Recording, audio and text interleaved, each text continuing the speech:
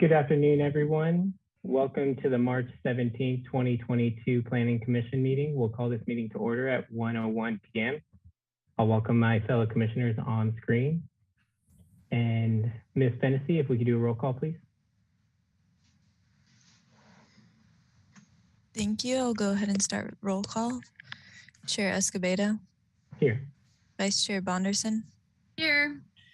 Commissioner Balke. Here. Commissioner Higgins. Here. Commissioner Lodge. Here. Commissioner Wardlow. Here. And Commissioner Wiscombe. Here. Thank you. We have a quorum. Thank you, Ms. Fennessy. So we'll move on to item 2, which is preliminary matters. And Ms. DeBus, do we have any requests for continuances, withdrawals, postponements, or addition of X agenda items? Thank you, Chair Escobedo. We have none. And do we have any announcements or appeals? None. Okay, so with that, we'll move on to 2C, which is review, consideration, and action on the draft Planning Commission meeting minutes and resolutions for February 17, 2022. Are there any changes from my fellow commissioners? And if there are none, is there a motion to approve? I'll move to approve, Chair. I'll second So we have a first from Commissioner Wiscombe, a second from Vice Chair Bonderson. Any discussion? All right, not seeing any. Ms. Fennessy, if we could get a roll call vote, please. Thank you. I'll go ahead and start the roll call vote. Commissioner Balke. Yes. Commissioner Higgins. Abstain. Commissioner Lodge. Yes. Commissioner Wardlow. Yes. Commissioner Wiscombe. Yes. Vice Chair Bonderson. Yes. And Chair Escobedo. Yes. Thank you. Motion passes. Thank you, Ms. Fennessy.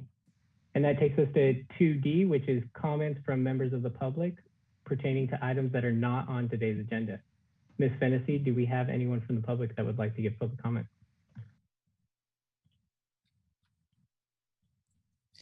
Thank you. And if you would like to make a public comment, please follow the instructions on screen. And I would like to note that we did receive one general public comment from Paulina Kahn, and that was distributed to the commission prior to this meeting. I do not see any hands, so I'll hand it back to the commission. Thank you, Ms. Fennessy. So we'll close out public comment and item 2, and we'll move on to item 3, which is a new item. It's 418th North Salsapuerta Street. It's a proposal to convert a portion of the existing building from an industrial kitchen to a commercial kitchen. The discretionary application required for this project is a performance standard permit to allow accessory unit uses to exceed the 10% allowed in the M1 zone. And we have Ms. Browson here for the staff presentation. Welcome, Ms. Browson. Good afternoon, Chair Escobedo and commissioners. We can go to the staff PowerPoint and you can see the project I'm presenting today is at 418 North Salsapuertas. Next slide, please. This is a slide showing the frontage of the Quonset Hut building on Salsapuerta Street. It's next door to a business called Carr Winery. And you can see here that the property line is right at the edge, the front edge of the building. Next slide, please. This is an aerial photo of the project site. It's surrounded by other industrial uses, and it is mid-block on Salsapuerta Street between Gutierrez and Haley Street. Next slide, please. The purpose of today's hearing, we'd like the Planning Commission to consider a performance standard permit, a PSP, for additional accessory use floor area in the MI zone. Staff hearing officer reviewed the project and denied the PSP on January 26th. And Commissioner Higgins suspended that denial so that the Planning Commission could review the project. Next slide, please. Here is a zoning map. You can see the project site is in the MI zone. And you have the commercial general zone, Milpas Street to the northeast, and you have the MC zone to the southwest, or I'm sorry, the northwest. You can continue to the next slide, please.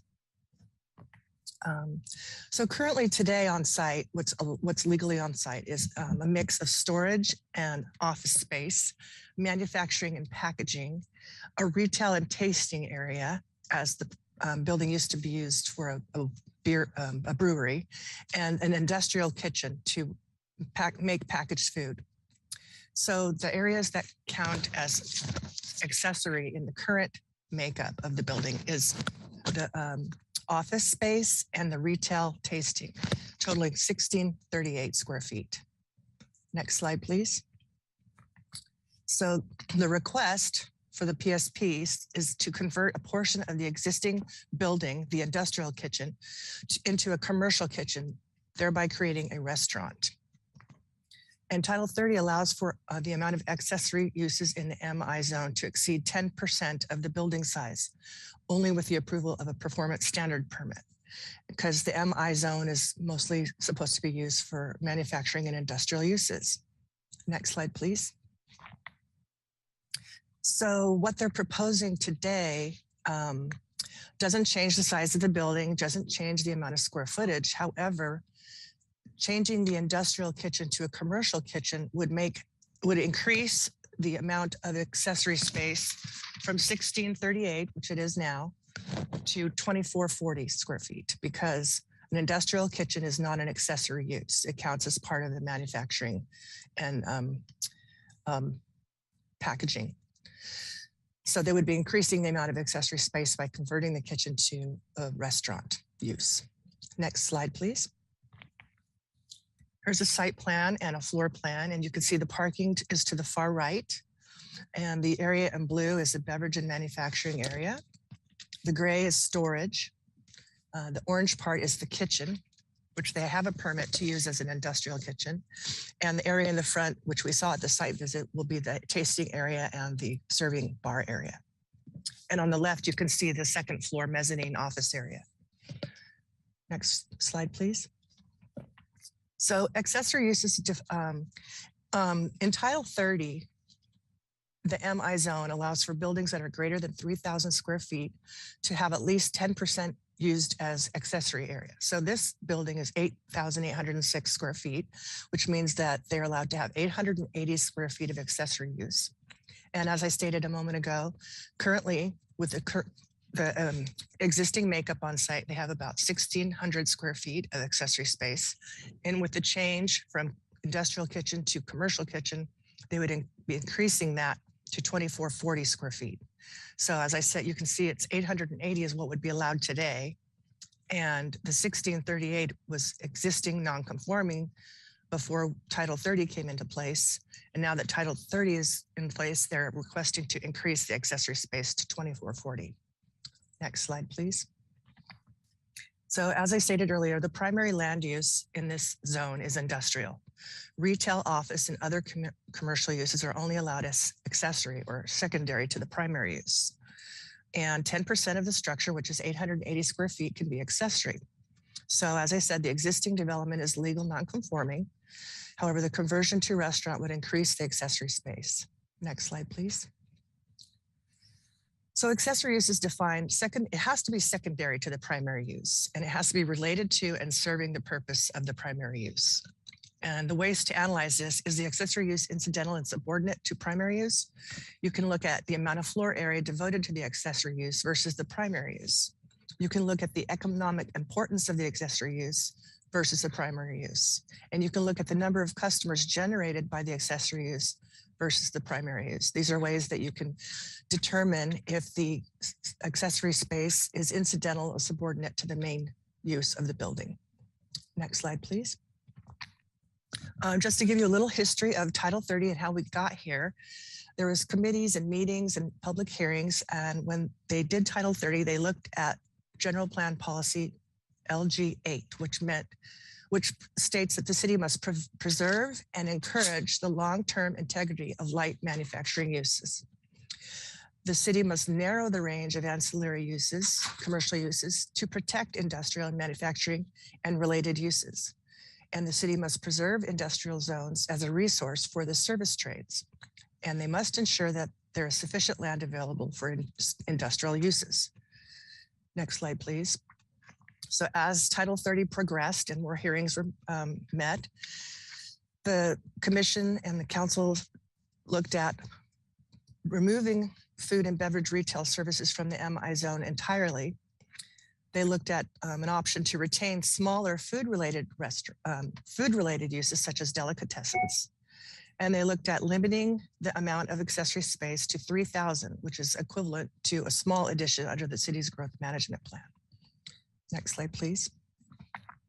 The end result, what we have today is Title 30, and it clearly states that for a building or structure or a tenant space floor area of more than 3,000 square feet, which this building is, a maximum of 600 square feet or 10% of the building, structure, or tenant space is allowed, whichever is greater, to be accessory. It must be separated from the primary use by a full height wall or permanently affixed physical barrier. And the Planning Commission may require additional parking spaces for that accessory use. So that's what we ended up with after the Title 30 was adopted. Next slide, please. Also, we looked at building parking requirements. So the building is currently non-conforming to today's parking requirement with 11 spaces. Today, we would require 17 spaces for this type of building. However, the applicant has 2 additional parking spaces proposed with this request for a total of 13. So they're bringing the project more into conformance with parking requirements.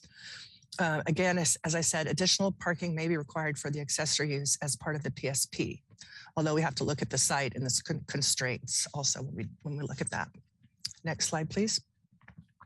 So the required findings for the PSP, which we looked at with the staff hearing officer, the proposed use and development will not be adverse to the public health, safety, or general welfare of the community, nor material detrimental to surrounding properties or improvements. Second, the site is physically suitable for the type, density, and intensity of use being proposed, including access and utilities. And third, the total area of the site and the setbacks of all facilities from property and street lines are of sufficient magnitude in view of the character of the land and of the proposed development that significant detrimental impact on surrounding properties is avoided. So those would be the findings that need to be made in order to support and approve the PSP. Next slide, please. So the options for the Planning Commission today is 1, you can uphold the decision of the staff hearing officer to deny the PSP, or you can make the required findings and approve the proposed performance standard permit, allowing the applicant to move forward with a commercial kitchen on this site. And that concludes staff's presentation. We have the staff hearing officer, Ms. Ellen Kukinda, here to answer questions if necessary. And we also have the applicant team here, which I think is Eric Bear and Clay Arell. So please let me know if you have any other questions. Thank you, Ms. Broderson. And do we have a presentation today from the applicant? The applicant does have two sections of their presentation that they're providing. The first presentation is the project plans. Good. Welcome, Mr. Arell. If you could introduce the rest of the team, that would be great. Thank you. Thank you, Mr. Chair. We have with us today Eric Bear, architect, AB Design Studio. I believe we have Helen on the call as well from AB Design Studio. And we have our client, Ian Cutler, as well, who's the tenant and purveyor at this location. I believe, could we start with the other set of plans, please? If possible. Great. Some of this will parallel a little bit what Kelly said with staff's presentation. But here's just a layout. You can see the areas in green and orange and blue. This project or property has historically, at least the last tenant, was permitted as a brewery, which is light manufacturing, with the tasting room, which is considered retail tasting room up front, which was accessory use. And as Ms. Broderson said, it was above the 10% rule and approved under Title 28. Our project is one of the reasons why this particular property was identified by our client was that it seemed like an obvious fit to put a distillery into an old brewery space, because in large part there's some similarities. It's light manufacturing, and it was really important for our client to not only stay in Santa Barbara, but stay in this type of an area. And he could have easily gone to Goleta and found cheaper space and more space, but it was really part of his business model to be close to the downtown area and stay in the city of Santa Barbara. So that was a really important piece for Mr. Cutler. When we identified this, or when he identified this location, we came out and we did a considerable amount of due diligence, and part of that due diligence resulted in us adding those two spaces at the request of planning staff. And understanding some of the issues that we had to deal with, we obviously have an existing non-conforming condition. When we knew of the PSP process, which is how we've arrived here. And it looked to everybody on this, in all of our discussions, that this looked like a really good opportunity for our client to move into an old industrial space, do some light conversion to make his business work. Part of his business is a food component, and the kitchen area, which is currently permitted as a industrial kitchen or a wholesale kitchen, was envisioned in large part by the tenant to serve two purposes. So the kitchen itself is designed to serve the distillery as well as to serve patrons. So we're not proposing a restaurant, we're proposing a kitchen that actually has dual function. The green area for the tasting room that you see adjacent to the blue and orange areas has not changed from what was originally permitted with Telegraph Brewery. It's limited to 49 occupants because of exiting reasons and so on and so forth, which are building code related. So it's not a Finney's operation. It's not any sort of large scale restaurant concept that's being proposed here. We're proposing a kitchen with the ability to provide light fare for patrons who are enjoying the tasting room and want to have some food component. This is very similar in concept to what was happening prior with the prior tenant. They were operating very similarly, although instead of having a kitchen and preparing food, they would just pull a food truck up in front of the building in the street, in the public way, and they would serve people. And that was historically done quite a bit at Telegraph. For those of you who've been around a while, may have seen that or may have actually enjoyed that. So we all felt it was much better to bring that inside instead of having it parked in the driveway or parked in the street. And that's really the impetus here. If we could go to the next slide, please. If we could zoom out and go to the next slide. Here's photos. I'm not going to spend a lot of time on it because I know you all had a site visit. And if anybody wasn't there, context photo number 4 shows the front of the building. I wanted to point out that there's parking spaces in front of the building. Those have been there historically, and as part of Telegraph's permit, there was some ADA improvements done for the entry. There's some striping and some truncated domes. And that parking is actually in the public way because the property line is the face of the building. And this one block of Salsa Puedes, if you go north or you go south from this one particular block, you have very different conditions. In this one block has a condition where everybody parks out in front of their buildings in the public way. And you can see in context photo 5, 11, 10, 7, those are all the businesses up and down the street, and they all park effectively in the public way. So although we're not able to count those 4 to 5 parking spaces that are shown in context photo number 4, they are and have been historically used over time, and it's something that happens on this block. It's one of the most unique blocks in this area for sure. My office is right around the corner, and we deal with parking issues a lot. Next slide, please.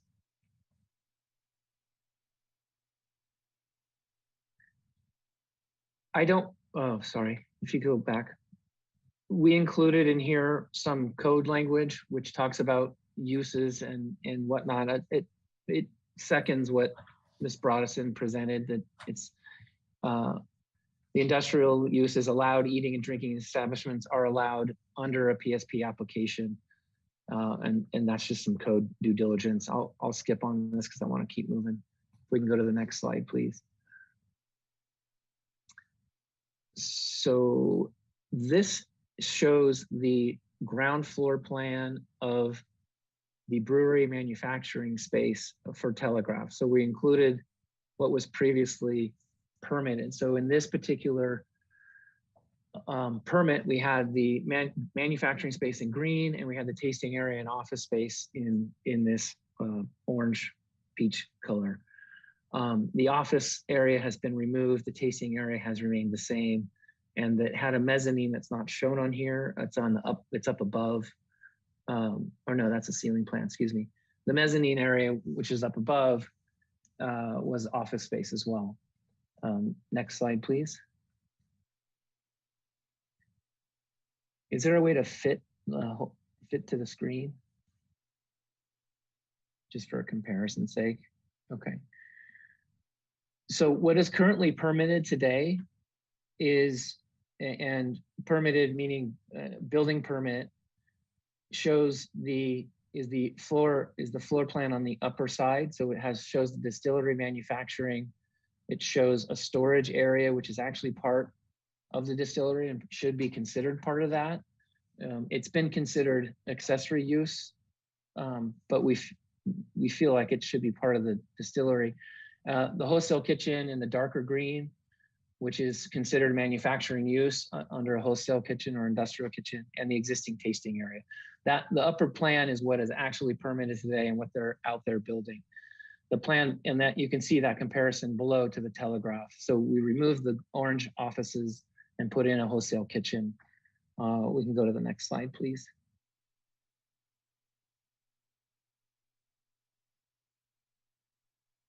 So this is where, so again, the upper floor plan is what is approved today.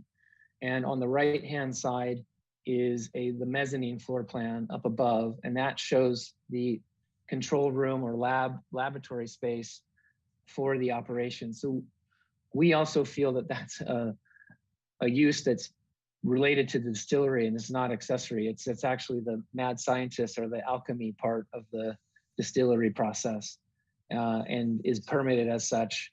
And we feel that that's also accessory. So if we actually just for the moment look at the mezzanine and consider it part of the manufacturing space, which it serves, and the storage as part of the manufacturing space, which it also serves, then we have a pretty significant reduction in what was presented as accessory space previously. And it's something we've been working on with the client, trying to understand how these spaces are working. And so that's actually part of the discussion we wanted to bring to you all today, because that would reduce us. Telegraph's accessory space was listed at 1638. And if we pull those areas back into the manufacturing area, we would be under what was previously approved. The lower floor plan on here shows what the proposal is today and what we've been trying to get approved with staff and through the staff hearing officer.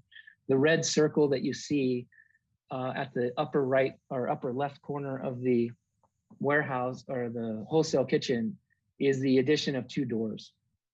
So there's no fundamental change to how the kitchen would function. There's no change to any equipment. The design of the wholesale kitchen would be the exact same footprint, same equipment schedule, same cooking facilities, same testing facilities for the distillery. It just, we're talking about a redesignation. The addition of these 2 doors and the connection to the tasting area effectively classifies this as a commercial kitchen rather than a wholesale kitchen. And that's in part why we're here, because we feel that although that may be part of the ordinance or an interpretation of it, we feel that we're not changing anything. And we also have pretty strong feeling about the project in the sense that kitchens, while they may serve a restaurant or they may serve a wholesale kitchen, or in this case, be ancillary to a distillery operation or a brewery operation, they're still fundamentally making things and it's still fundamentally manufacturing. So our position has been that we're really not removing manufacturing space. We're sort of reallocating it into different uses. Next slide, please. I'm having a hard time seeing this on my laptop. This is just showing the site plan. And so this site plan is showing, this is the permitted stamp set, but you can see on the left-hand side where there's parking spaces out in front of the building on Salspuede Street. Although we don't get to count them, they've been used historically and probably would be used going forward. We have 2 parking spaces in red, boxed in red down below, that were added during our initial due diligence phase with the city. There is a potential to maybe add 1 or 2 more along that drive aisle.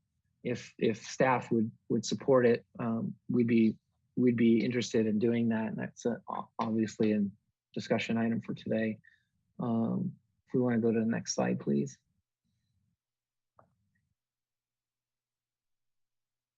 Let's see, I'm missing something. If we go back 2 slides, sorry.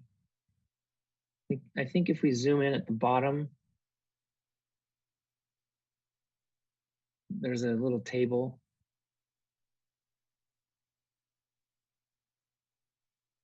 Okay, Eric, maybe Eric, you can help me with where the table is that we put together. Yeah, it's here in terms of primary and secondary.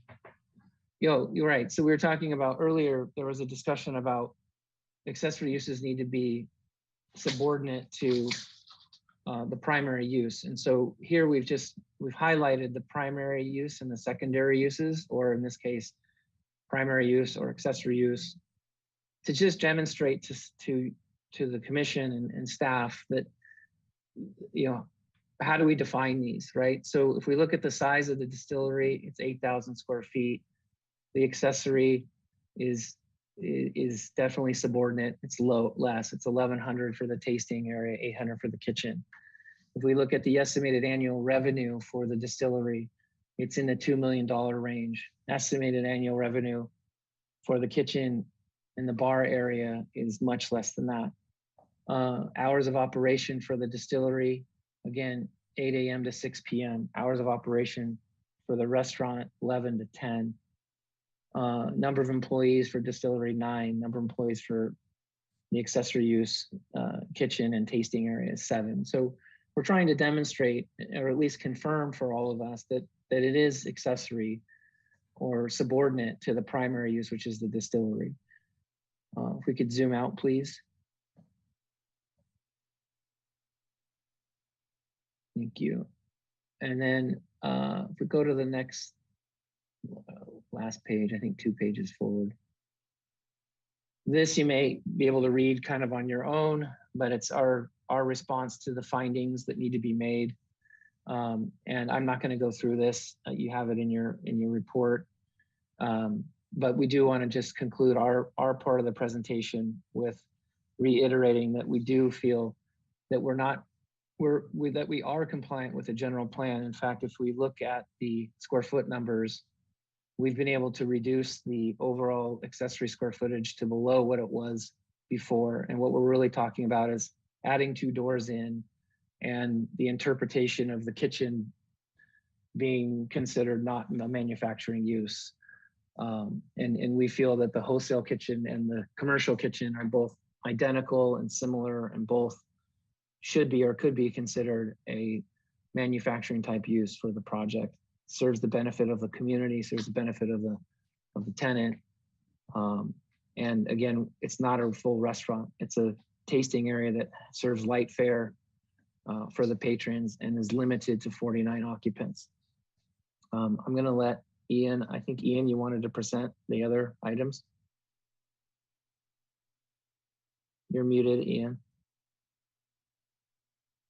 Ian, you're muted.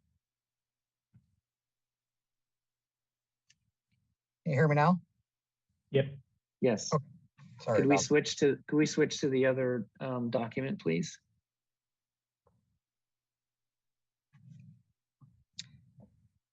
And kind of backing up a little bit of what Clay was saying as well is, these accessory uses, the tasting room, they're inherent as a part of my manufacturing, of the business of manufacturing. So it's really how we present our products to consumers and to the public.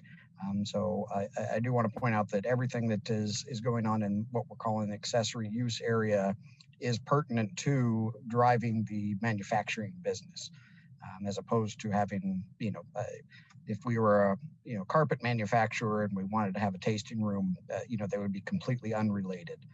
These are directly related to driving the wholesale manufacturing distillery business. And in addition to that, what we want to have is, and part of the reasons we went forward with the industrial kitchens, we do want to have a line of products, things like you can see we want to have some spices that are great for doing cocktails and cooking, drinking and eating, pair well in hand. We would like to have some, prepackaged sausages and salamis and things like that. Also such things as Bloody Mary mixers. So these are the kind of industrial and type things that we would we plan to be producing. And I just wanted to give the commission kind of a concept of what we'd be doing. And I think Clay pointed out that this is not necessarily a change from an industrial to commercial kitchen. This is kind of a co-use. So irregardless of the outcome, I mean, we will be using this kitchen for this purpose.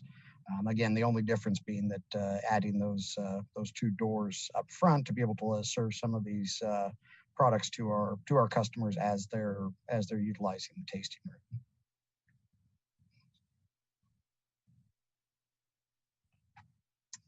That's all I had. All right.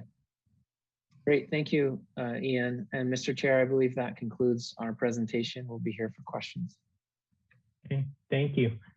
So I'm going to invite my fellow commissioners back online and ask the applicants to turn off their cameras if they will. And we will open up public comment before going to our questions period. Ms. Fennessy, do we have anyone from the public that would like to give public comment on this item?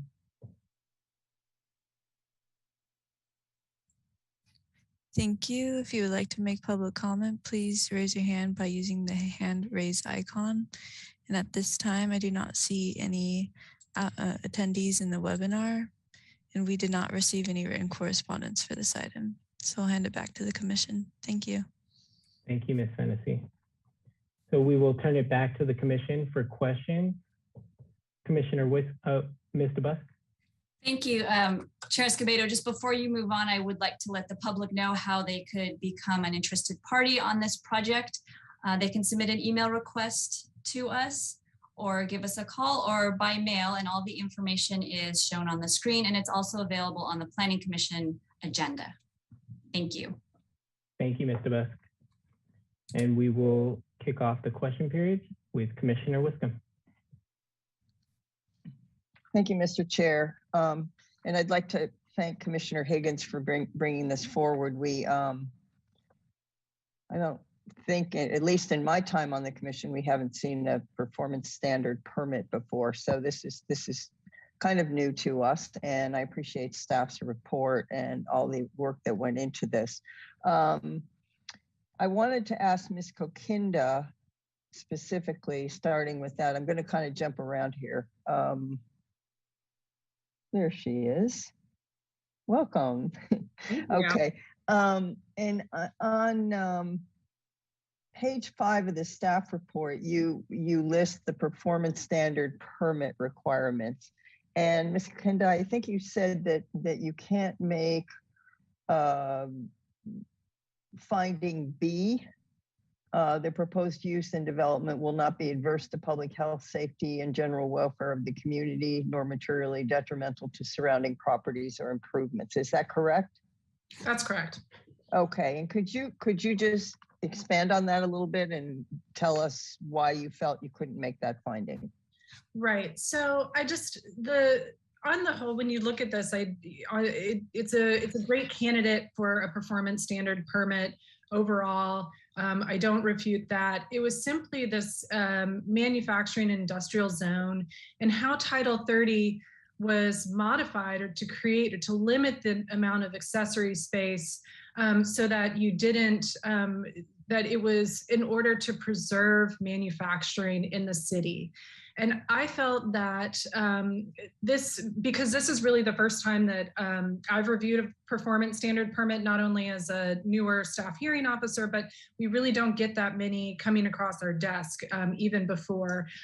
So it felt precedent setting to me, and the idea that you could, by allowing this particular project to expand accessory use for a commercial kitchen would begin to erode the manufacturing use in the zone. We know that there are other wineries, distilleries that could be, that could ask for the same type of thing. So I didn't feel comfortable potentially making that decision singly, and that is why I denied it. So it really goes back to kind of the history and the intention of how the zone was created, and didn't feel like I could make that finding based on in terms of the specific wording that you had mentioned, a kind of an adverse impact in terms of adverse to the manufacturing in the city.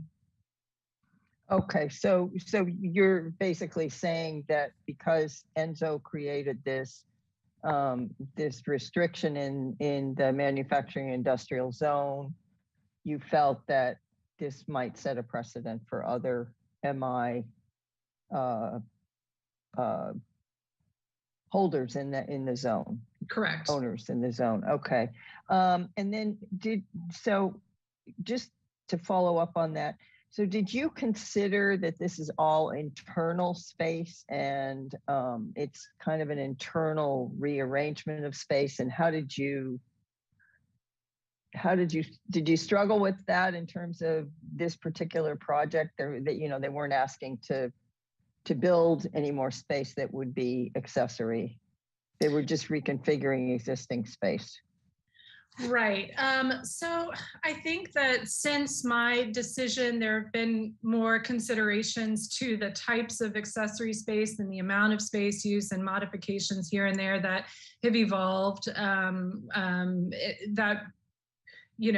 glad that there's been more thought put to it.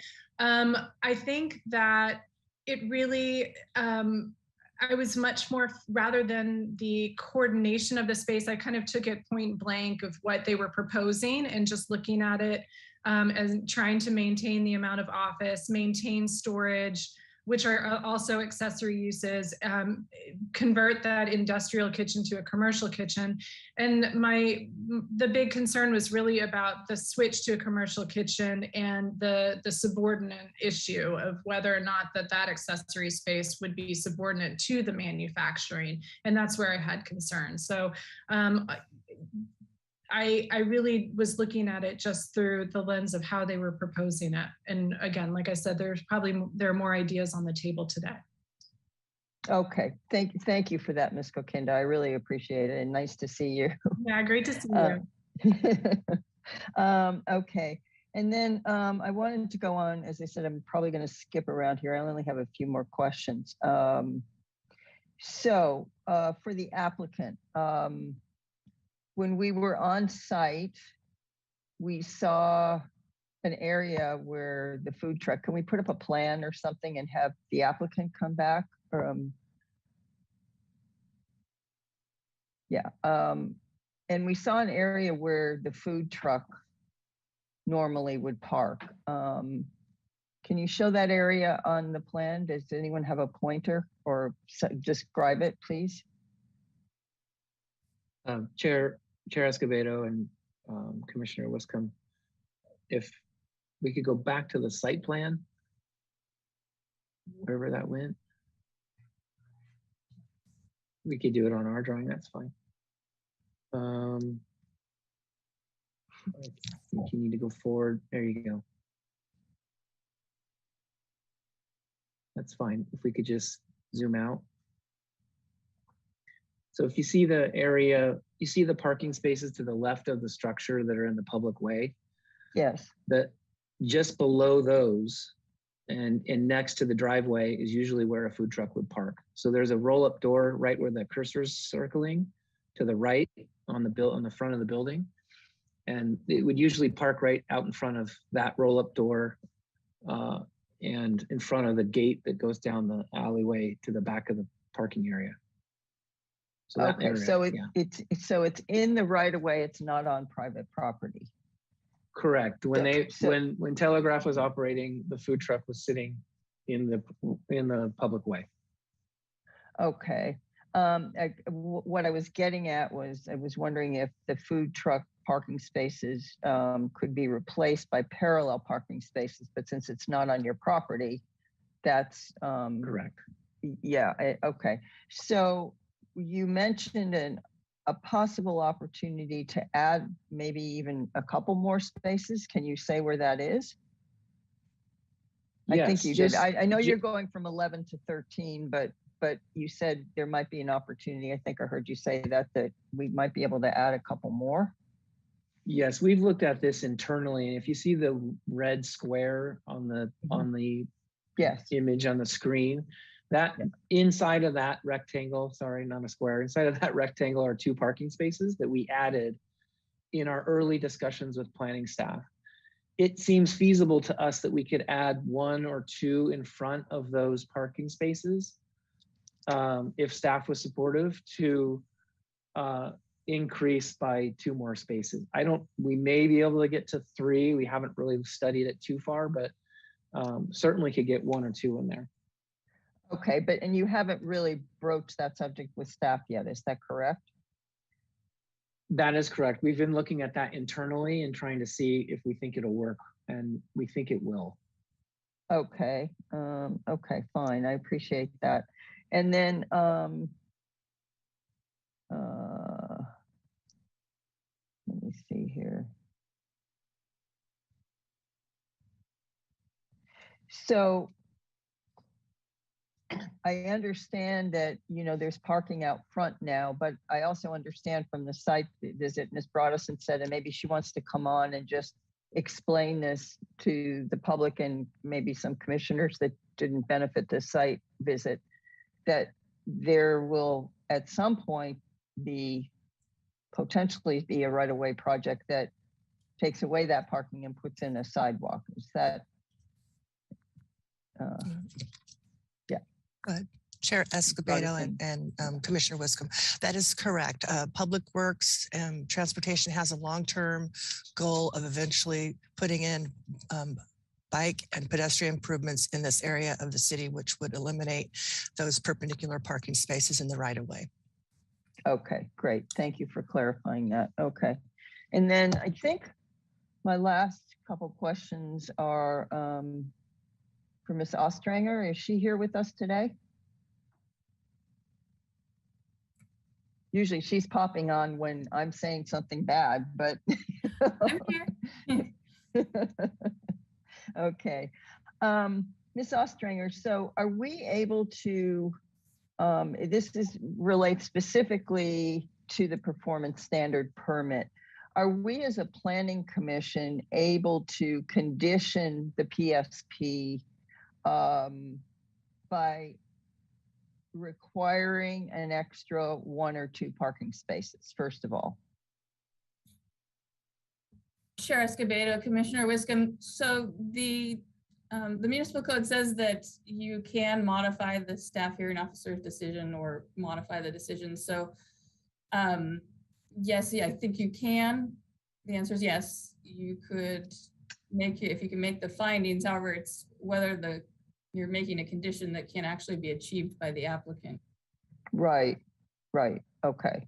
But I guess I think the required, 17 spaces required, they're up to 13. So if we could get 14 or 15, that might help. Okay, so it sounds to me like from the applicant that they could get 1 and maybe up to 3 additional spaces there. Okay. And then my second question to you is, are we able to condition the PSP? When we were out on the site, the parking lot is full of stored goods, empty boxes just piled high. And are we able to condition the PSP that all storage that currently exists in the parking lot and in the future will be removed and remain clear for parking during operational hours? Chair Escobedo, Commissioner Wiscombe, I want to talk to transportation or parking, but if there's anything in the area that's blocking parking, then yes, they shouldn't be blocking parking because they're not achieving the maximum parking spaces. However, right, they're not open yet though, so I think they're just storing things out there. But we could condition that so that we're not, when they do open, when they do get their C of O and they open, we could make sure that that area is free for parking and not encumbered by storage. Is that correct? Chair Wiscombe, yes, I think you could, but you know the zoning would also, it requires it, so it's redundant, but yes. Okay. And just to comment there, that is the exact intention. Is it's only being used temporarily as storage as we are. I understand that, but you know sometimes things happen. So sure. I just, you know, if you're underparked, you know, it's just one more box to check, I guess. So, and then my last question is, are we able to condition the PSP, Ms. Ostranger, with expiration of the PSP at the sale or transfer of the property for a significantly different use from the proposed use as determined by the community development director, or however the language would go? In other words, could that PSP cancel out with the sale or transfer of the property when the sale or transfer might result in something the community development director considers a significantly different use. Chair Escobedo, Commissioner Wiscombe, you've caught me on one that I can't answer off the top of my head. I didn't intend to do that.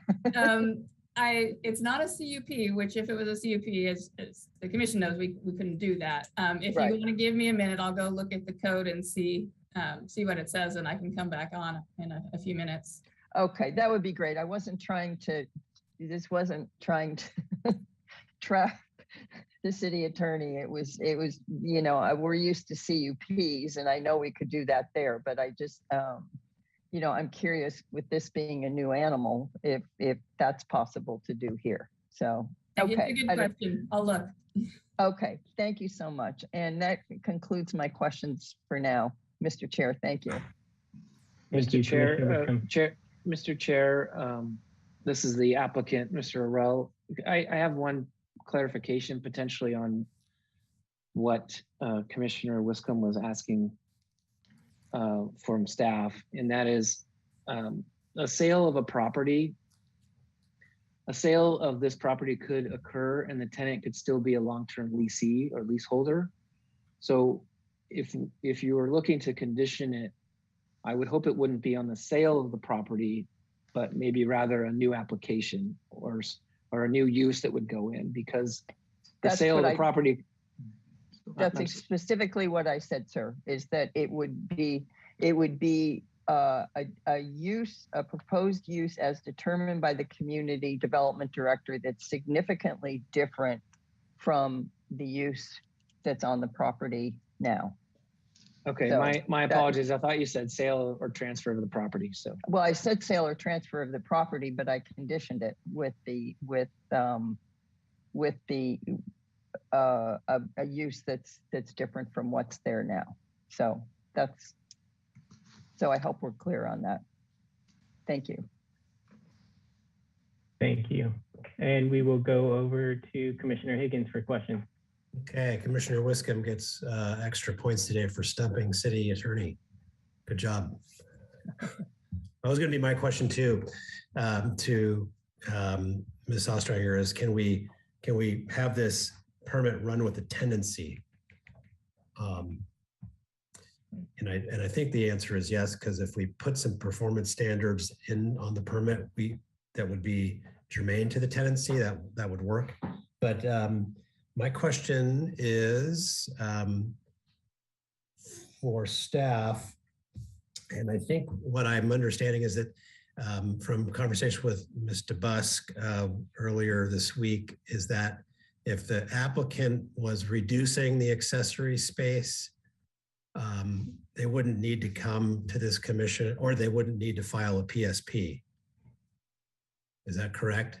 And this gets at what Mr. Arel was talking about with the storage and quote unquote office space.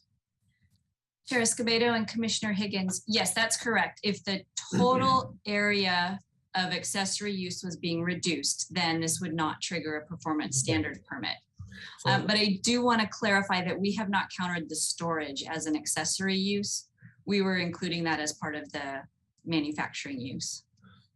Okay, so you are counting though the office, right? Correct.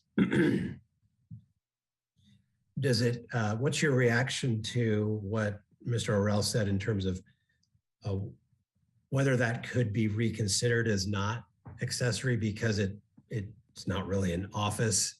I would consider that to be, I mean, I think I could be convinced that that's not necessarily accessory because it's sort of fundamental to the purpose of the manufacturing. Somebody's got to sit at a desk and have a monitor and run some formulas on a computer, I assume, right? Chair Escobedo and Commissioner Higgins, yes, we need to look at the proposed use, but I do think that that's possible, that it could be reclassified as part of the manufacturing use. So then at 1160 square feet, which is the tasting area, and this kitchen area, which is 802, that totals 1962. That would be less than the existing permitted accessory, or no? No, Commissioner Escobedo and, sorry, Chair Escobedo and Commissioner Higgins, I believe the existing was 1,660. So that would still be about 300 square feet more than existing.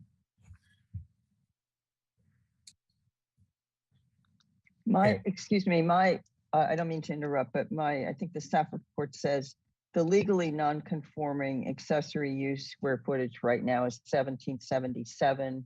And with the new building permit, they're reducing it to 1,685, but then adding the 802 for the conversion to a commercial kitchen. I think that's right, Mr. Busk, isn't it?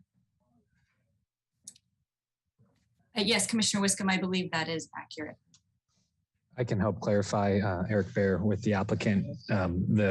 If you go to page 1 of our architectural presentation,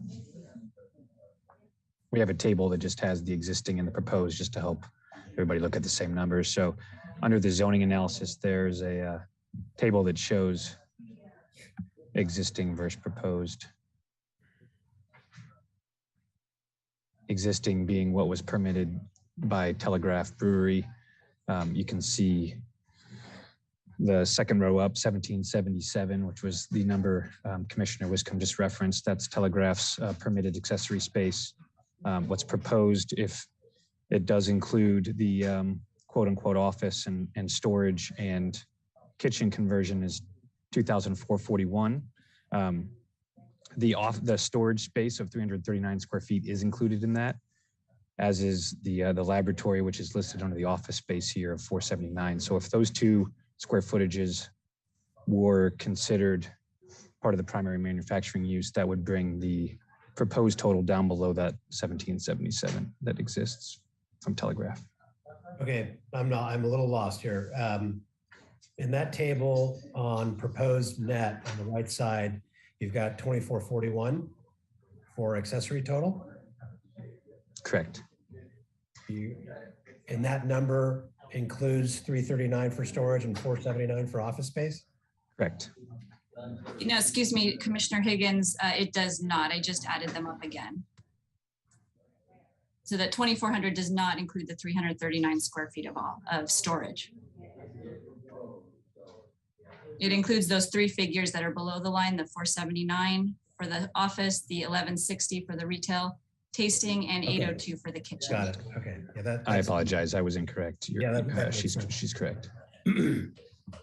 Okay, so there is no way to drop the accessory space, the literal interpretation of it, to below existing by just having the retail in this kitchen area. You wouldn't be increasing it. So yeah, you answered my question. So that was my only question. Mr. Chair and Commissioner Higgins, the delta of that is 185 square feet. Yeah, I can't. I want to make some comments, but I won't. So I'll yield, Mr. Chair, and then you can move on to somebody else with questions. Thank you. Commissioner Wiscombe, before going to Commissioner Buckley. Thank you, Mr. Chair. I just would like to go to page 3 of the staff report. I think it might be helpful if we can put up the page 3 of the staff report and highlight the project statistics. I think that really explains what's going on here, what's considered accessory, and what this really does is, because I've kind of analyzed it, the office space existing is 617, that's accessory. The building permit reduces it to 478 square feet, so you're down by 139 square feet. And the retail tasting stays the same. And then the kitchen, because it's going from industrial to commercial, the 802 square feet under the building permit becomes 802 square feet, the same amount, but it's now a commercial kitchen. So I think this really explains where kind of the numbers are being traded for accessory space here. I hope that helps. Thank you. Thank you, Commissioner Wiscombe. Commissioner Balke, and then we'll go to Commissioner Lodge. Mr. Chair and members of the commission, I've got a number of questions, some for the applicant, some for the city attorney, and some for city staff. So I'll start with the applicant. Could you tell me, and I saw some information which wasn't in the staff report, which you just saw as part of your presentation, what the gross revenue of the entire operation is as a whole, as you are currently proposing? Right now, our estimate for this coming year is going to be about, I'd say about 2 million. And then if we had the bar portion, which is already approved, which would be the tasting portion, that'd be another 700 roughly would be an estimate. And then the addition from the food component, I'm estimating to be about 250,000. Okay. Of the food component, could you break down what's the wholesale piece versus what would be the tasting small plate piece? That I don't have the numbers to break apart for you right now. It's something I could get, but I just don't have that on hand at the moment. Okay. And so, okay, my question, the reason why I'm asking this is, and this is going to go to the question to staff about the findings, as to, we're very focused on square footage here in this, and it seems like the second finding, and you could bring that up on the screen, has other considerations other than square footage as to determining what's accessory and what is considered primary. Could the staff put that up on the screen? Because I think that's fundamental to the question here. Very, very much the staff report and all the findings so far have been focused on the square footage, but not these other criteria. I'm not sure if I see the ordinance piece being put up that I was looking at. Is there a second level area? There's another set of findings I'm trying to think. Yeah, there you go. Okay, right now we're focused on the amount of floor area devoted to accessory uses versus the primary economic use. And that's what seems to be all the discussion. And when I looked at this proposal, my first question is, why are we into that conversation when the economics importance of having food given to the patrons versus the primary use? It's a question of, is this even an important economic piece and not an issue of square footage? And it seems that the ordinance allows us to discuss and make findings of primary versus accessory based on economic importance and percentages of economics, not just square footage. So that's a question to staff. Is there any reason why that conversation wasn't put in the staff report, or was it just something that wasn't presented by the applicant?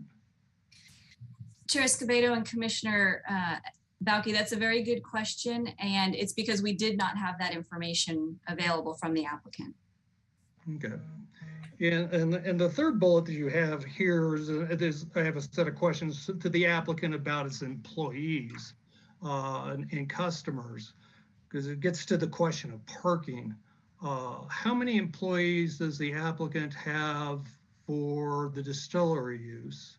How many does it have for the wholesale kitchen use? How much does it have for the tasting operation?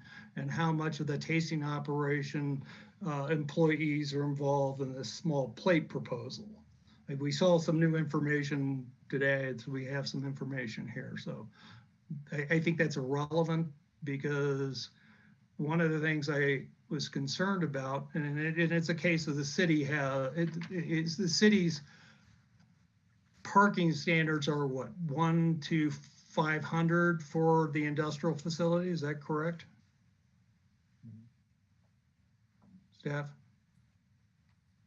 Yes, Commissioner Balke, that is correct. Okay, because I was sort of honestly surprised that the city had a 1 to 500 for this kind of operations. When you look at other winery, distillery operations, usually the parking requirements are based upon the number of employees. And this is a case of, I think the parking is actually more than adequate in this case. But the problem is the way our code is written, and that's what we have to live by. I understand that. The next question I have for the city attorney, is this a de novo review? Or are we able to take all this new information that we have now that was not presented to the staff process in the permit that's been brought up to us? Chair Escobedo, Commissioner Bauke, any new information may be considered by this board in making your decision. You're not limited to the record that the staff hearing officer had. Okay, thank you. Well, those are the questions I have at this point. Thank you.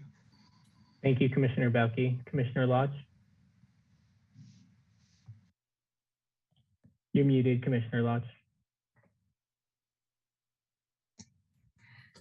My apologies. Thank you. This is all before us because of the point of the MI zoning and all the discussion and agony we went over in the process of the new zoning ordinance discussions. And the idea is to preserve as much of the MI zoning as we can, because it's very limited in the city. And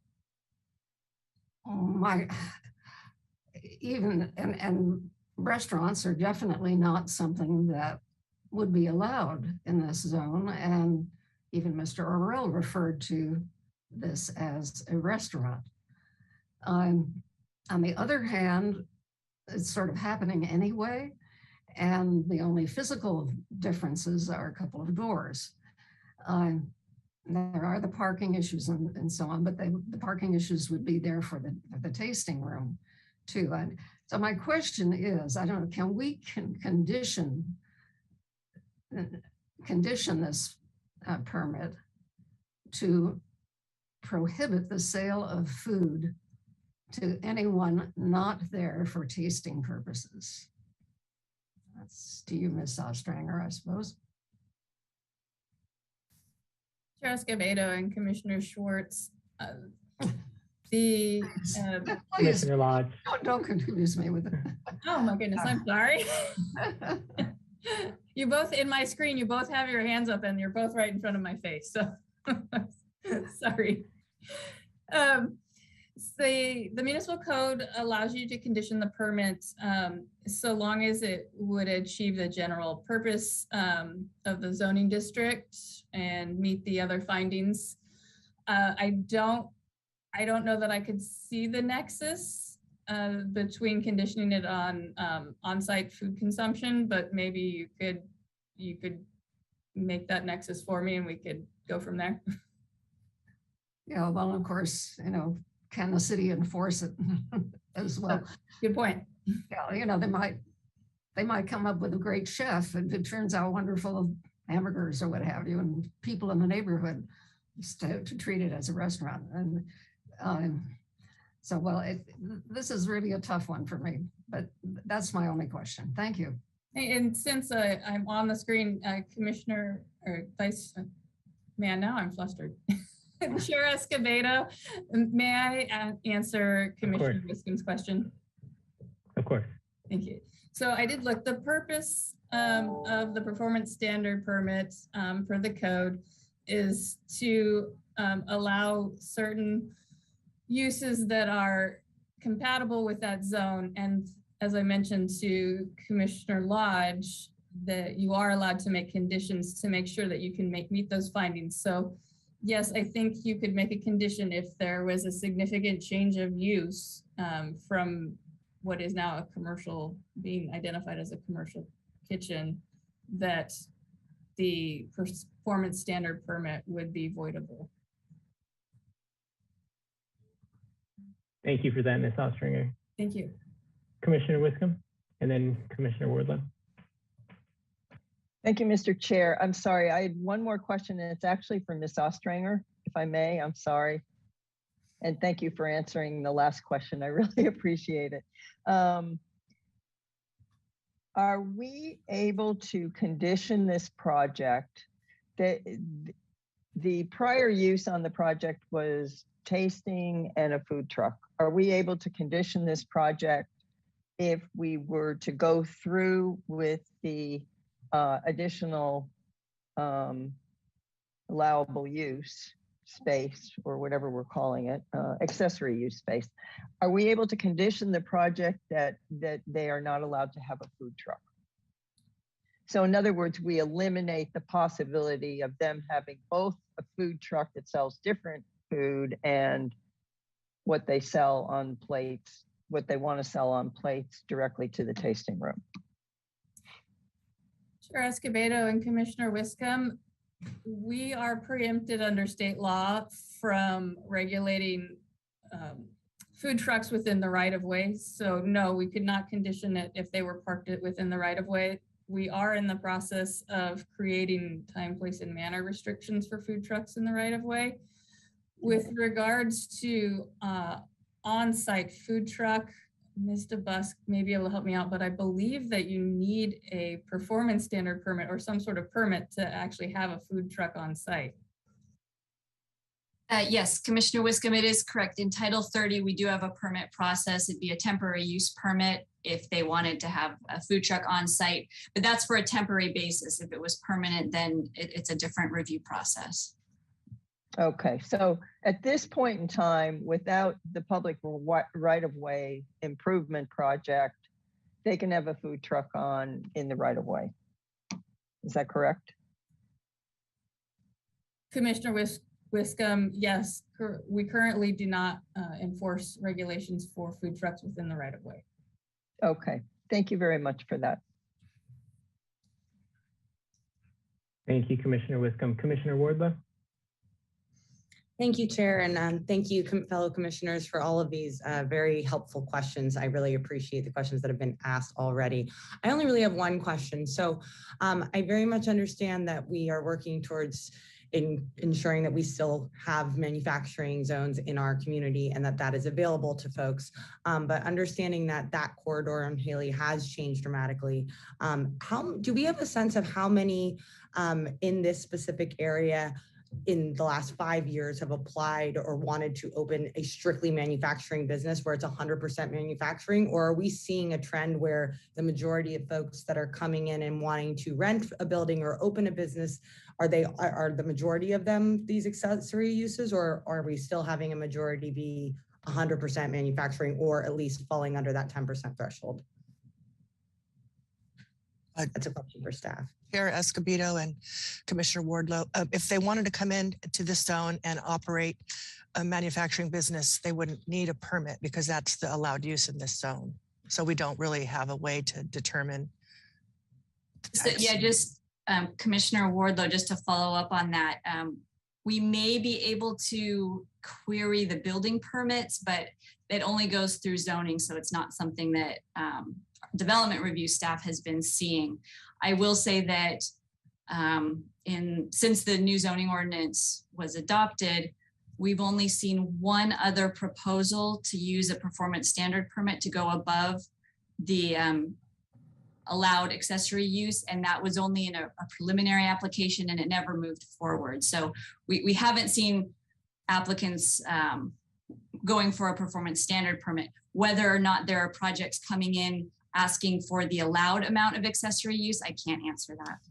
Okay, well, thank you. Because I do think it would be helpful for us to just understand more, if all of the projects that are coming in, if the majority of them are still full manufacturing, then, that's positive. Or are we seeing just a number, more of these being these special types of projects? But it sounds like we've only had one, so that's positive.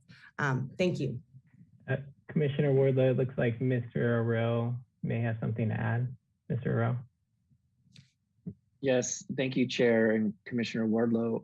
I'd like to try to answer your question as best I can. Our office is here on Haley at 420 East Haley Street. We've been down here now let's see, 2013, 14. So we've been here over 8 years in the neighborhood. There's been a lot of transformation happening down here. There has not been a lot of manufacturing uses going in. There's a few that I know of. There's a metal shop operator over on Gutierrez Street, a block away. Most of what we're seeing here are existing businesses that have been here for a while, a lot of auto repair, auto refinishing, painting, that sort of thing. There's not a lot of manufacturing uses that we've seen come in the neighborhood. So I just thought I'd offer that up. Thank you. That's the end of my questions. Thank you, Commissioner Wardlow. Vice Chair Bonderson. Thank you, Chair Escobedo. I have a few questions that are more for kind of double checking if I heard things right or if things kind of change in the process as we go, but I really would like to reiterate a couple ideas and make sure that I heard them correctly. The first one is Mr. Orell.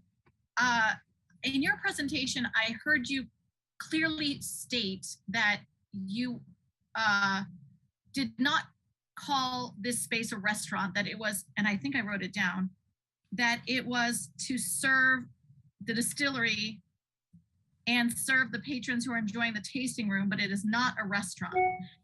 Is that something that did I understand you correctly? Did I get that right?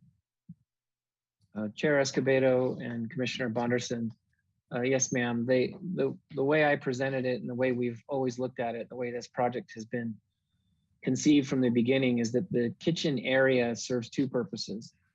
It serves the purpose of supporting the distillery function and making wholesale products, which Mr. Cutler showed on the screen earlier.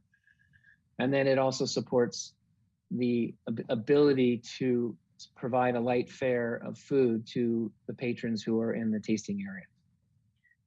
And based on that, based on my understanding of what you both said, the products that are being sold on the property. Is that right? The imagery that was shared. They'll be sold on site and off site. It's still a wholesale function, so it can be sold on site as retail in the tasting area, or off site in the distribution format. Thank you. And what type of foods are being served directly to the patrons who are sitting there tasting wine, or excuse me, tasting whatever you're serving, beer, wine? I may have to defer that to Mr. Cutler, as I don't have that in my brain today. So if Ian, if you're still there. Sure. We're really looking for just some small bite. Again, the whole impetus behind all of this is really the tasting room as a support to show customers what it is we do in terms of manufacturing the product, allow them to taste and sample that. But as a part of that, I do want to have a food component where when you are, drinking distilled spirits, that you can have, some small bites. So, for instance, the sausages that I would like to do, I'd like to have like a sausage platter, kind of basic bar foods type, French fries or something where they can get a little something food into them, really kind of the sausage is kind of a focus. That's something I want to do, predominantly as kind of a wholesale product line, but also serve, customers, like I said, an array of kind of custom craft sausages, if you will. And Ms. DeBusk, did you want to jump in right here? I did just want to point something out. Based on that description, in the zoning ordinance, we do have land use classifications. And under the classification of eating and drinking establishment, which is what we have classified this as, there are different categories. One category is food and beverage tasting, which is businesses serving samples of food or beverages, typically in an ancillary use associated with a production facility, such as wine or beer making or retail sales. So that sounds exactly like what Mr. Cutler is proposing. However, in the same eating and drinking establishment classification is full service, which is defined as restaurants providing food and beverage services to patrons who order and are served while seated and pay after eating. Takeout service may be provided. So from a zoning standpoint, they both fall under the same heading of eating and drinking establishments. So I think that's part of the issue here, and that's why staff has called this a restaurant, because we can't control how it's actually operating. We can only control the physical development of it, and based on that, it could just as easily be full service as food and beverage tasting. So that's, I think, part of the difficulty here in making this decision. I hear you loud and clear. In fact, that was my, you couldn't have planned it better, Mr. Busk. It was exactly my follow-up question that I was going to ask about the definitions. And as a follow-up, Mr. Busk, if I could have you back, I wanted to just ask, since there isn't a way to control it, but it could potentially work, is there a way that we could condition this as part of the outcome of this project today as well, as have some sort of manageable food beverage tasting that serves the tasting room, where they can continue to sell their products as a taste to potentially serve their economic benefit of the products they're selling on site and elsewhere? Chair Escobedo and Commissioner Bonderson, as Ms. Ostringer mentioned, you can condition this project if those conditions are intended to help you make the findings in order to approve the performance standard permit. So I guess my only comment would be to take into consideration the enforceability of it. That's always the complication. You know, we don't always know what's going on, but I do think that that's certainly an option that's available to you. Thank you. And I'm going to keep you for a moment. I don't know if you're the best person to ask, or maybe perhaps Ms. Broderson. I'm not sure, but I'll hold on to you for a moment. This project in some ways reminds me of the project that we saw, I believe it was in 2020 at 225 State Street, the Fish Enterprise, where we were talking about the zoning and the potential. In that case, it was a change of use. I was curious to know, has anyone on staff, potentially maybe even on the applicant's team, gone around and taken a little bit of an inventory on which types of properties in this zone has the potential for taking advantage of this if we set the precedent here today, as we had done with the Fish Enterprise project? Somebody had done that type of inventory for us and came up with, I believe it was only 5, and we found that wasn't detrimental. Has anyone done that here? Chair Escobedo and Commissioner Bonderson, no, I don't believe so. We did an inventory of the industrial zoned parcels as well as those with an industrial land use as part of the general plan update. But at this point, that information is almost 10 years old. And so we haven't done anything since then. And I also don't know how many parcels already have uses other than industrial, because that was allowed previously, as you could have other uses. The difference was that you had to park them at a different rate potentially. But so I couldn't answer how many parcels are actually developed with these industrial uses. And just to really clinch that, do we have any knowledge of how many might have a wholesale kitchen use that fits under the light manufacturing in this zone? No, I don't believe we have that. That could have helped. I didn't think about it until somebody asked a different question, because it would be nice to know how much of an impact our decision here today might make on other similar projects that may come up in the future. I have one more question, and that has to do with food trucks. I'm not familiar with how food trucks work in our community, but I recall that Mr. Orell mentioned that the previous owners or tenants also served food, and they could get full meals right off of that food truck that would park in the right of way. How do we, do those types of activities require permits, or can they just drive along and park in our community? I've never thought about that before, so I don't know how that works. Commissioner Escobedo and Commissioner Bonderson, if they're in the right of way, then the city does not have any enforcement ability. It's only if they're on private property that a permit is required. Okay. Got it. And so are food trucks just sort of a free-for-all? People can just buy a food truck and get a health permit, I'm assuming, and drive it around and use it as we wish? Chair Escobedo, Commissioner Bonderson, we are in the process of drafting a regulations while the state through the DMV preempts us from regulating the food trucks and the parking of them. We are allowed to do time, place, and manner restrictions. Our current food truck ordinance or vending ordinance doesn't have, it's an overreach, and so we can't enforce on it.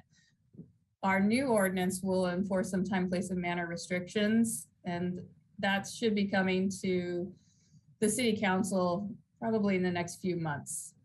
I would anticipate. I couldn't tell you what's in the ordinance because I don't know. I haven't been tasked with drafting it, but I just know it's there. Thank you, Ms. Ostringer.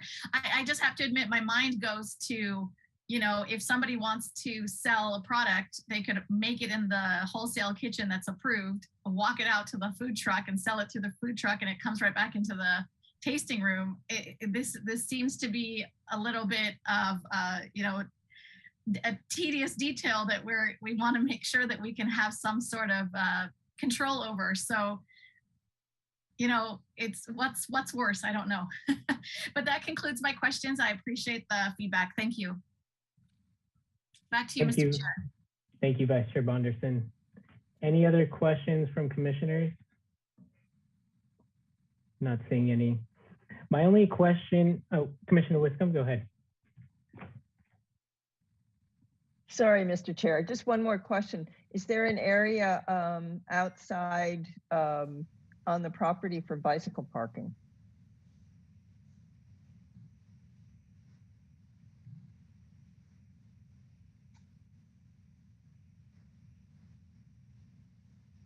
Chair Escobedo and Commissioner Wiscombe, sorry, I was on mute.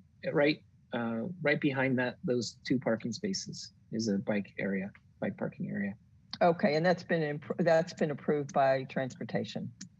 We discussed that early on with staff. Yes, that's where we agreed it was a okay place to put it. Yes. That's great. Thank you so much. Chair, I have a question. Commissioner Balke. Question to staff, and this goes back to the kitchen. The kitchen is going to be used both for a wholesale operation and potentially for giving the patrons of the distillery that are doing tasting small plates. Why is the kitchen counted 100% in one category and not any at the other? Why is this landing and just, isn't considered at least 50% commercial kitchen and 50% the other type, or based on its actual revenue production? And I'm a little bit lost as to why we just instantly throw it into the restaurant category. Could you? Sure. Chair Escobedo and Commissioner Balke, the reason is because in our accessory use ordinance, it talks about there needing to be a physical separation between an accessory use and the primary use. So if, for example, this kitchen were divided in half and half were the industrial kitchen, then yes, we would only count half of it. However, for efficiency purposes, that may not make sense because then you would essentially have two separate kitchens. So that's likely why the applicant didn't propose that. But in terms of us implementing our zoning ordinance, there does need to be a physical separation. Otherwise, we have to count it one way or the other. Okay, thank you. Thank you, Commissioner Balke. Commissioner Higgins. Thank you, Mr. Chair. Two questions for staff. Excuse me. In the zoning code, Title 30, is there a provision that if an item is going to the show, that the show can simply refer it to the commission instead of making a decision? Chair Escobedo and Commissioner Higgins, no, there is no such provision. Okay, and then this right now we have findings for denial. If for some reason this goes in the other direction,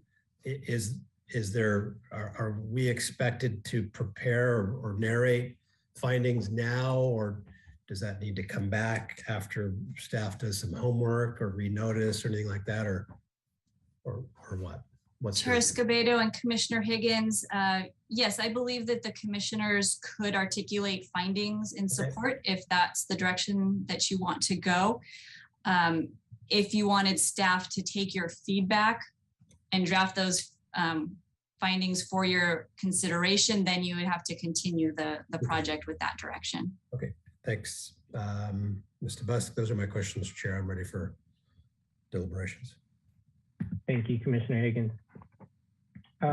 Actually, all of my questions have been asked, so we can move on to discussion, and I will turn it back to the commission.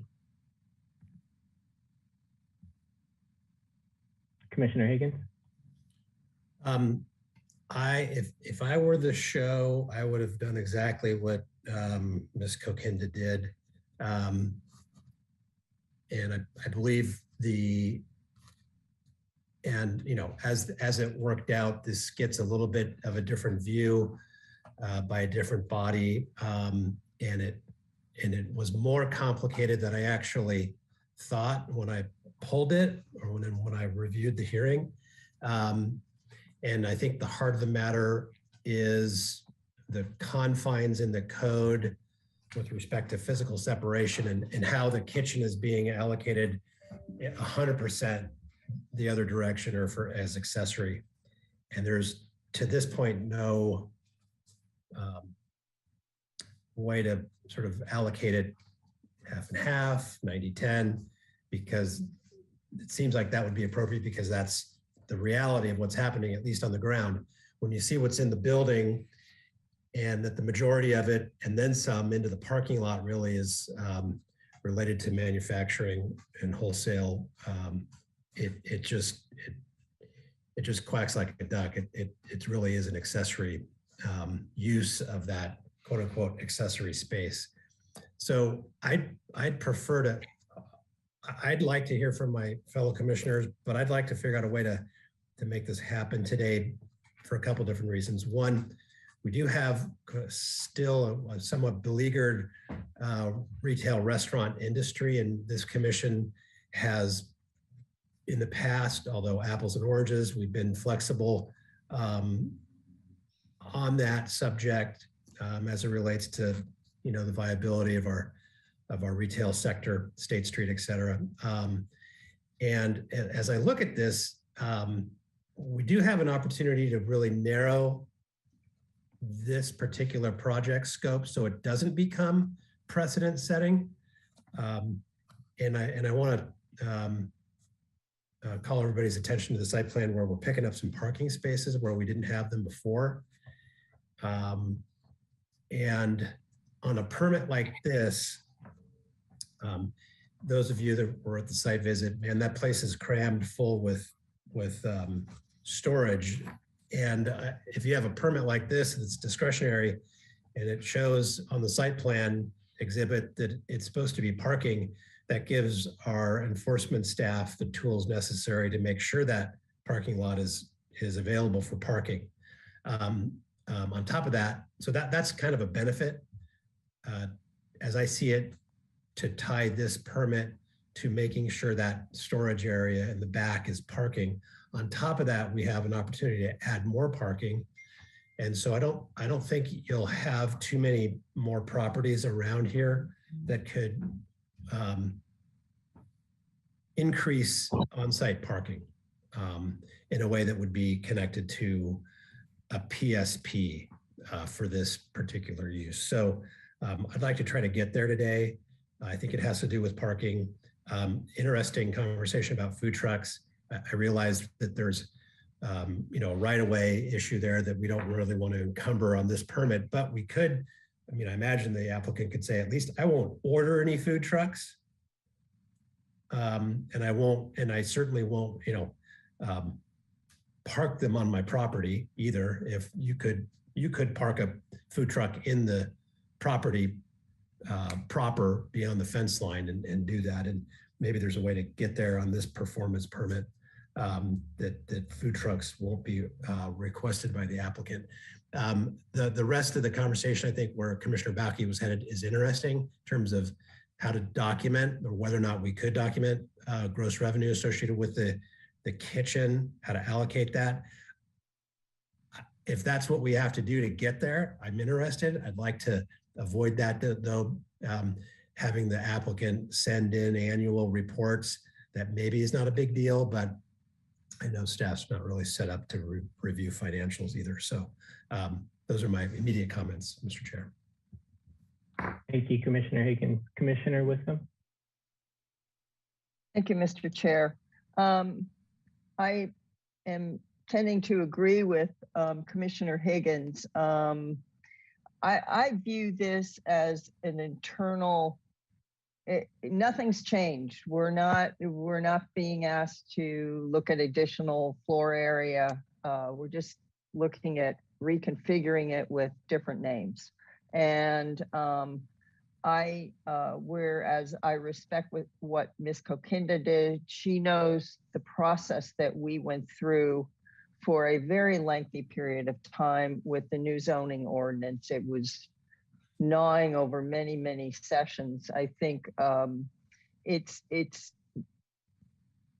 can understand where she's coming from and why she made the decision that she made.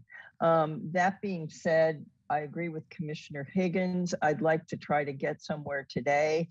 I think it's important that we look at the performance standard permit requirements, which are on page 5 of our staff report. Those are the findings for that, and also the findings on page 4 at the top. There's 3 of those, and perhaps put those up on the screen when we have our discussion and see if we can reach some agreement on those. I think I'm fairly comfortable with them, considering this is really it's eliminating a wall that would have to be there and adding a doorway so that you can go from the kitchen and to the tasting room and serve a small plate and be able to do that easily. And I just don't really have a problem with that. What I would like to see happen in the performance standard permit is a couple of things. I agree this is a parking lot, but I think that we need to make sure that it remains a parking lot. So I would like to condition it that it be kept free of storage materials during operational hours and it be available for 100% vehicular use. I also would like to see us condition the project to add 1 to 3 parking spaces, as the applicant said they might be able to do, as determined feasible by our city staff transportation department. If they're able to do that, they should add them. They were at 17 spaces required and they got it up from 11 to 13. And this would just be great if they could get it up to 14 to 16 spaces. So I think that would be helpful. And I also would like to see the performance standard permit conditioned that it would become void, as Ms. Ostranger said, if the property were for some reason transferred, sold, or otherwise a change in use occurred that that was significantly different from what we've seen today as determined by the community development director. And I think that's important. Other than that, because it's an internal project, to me, it's difficult, but it is the first one, and I do commend Ms. Kokinda, but I just feel that we can do this. This is transferring a wall, a solid wall, into a doorway, and there's no other configurations that are changing. So I don't think that we're negatively affecting our MI zone substantially by allowing this. Thank you. Thank you, Commissioner Wiscombe. Vice Chair Bonderson. Thank you, Chair Escobedo. I am following suit with the previous two commissioners who've spoken before me. I also see an opportunity here and am very supportive of making this project work, of course, with conditions. And for me, the project doesn't feel like it's detrimental to the neighborhood. It doesn't impact negatively. There's no changes to the square footage. It's simply a door. And I understand how the ordinance are currently written. I thought that the question Commissioner Balke presented was very thoughtful, and the answer just doesn't make sense for a project like this where you can't divide the kitchen up because the square footage has to be on one or the other. And in a case like this, it really doesn't make any sense because, you know, what would be the point of having two kitchens to comply?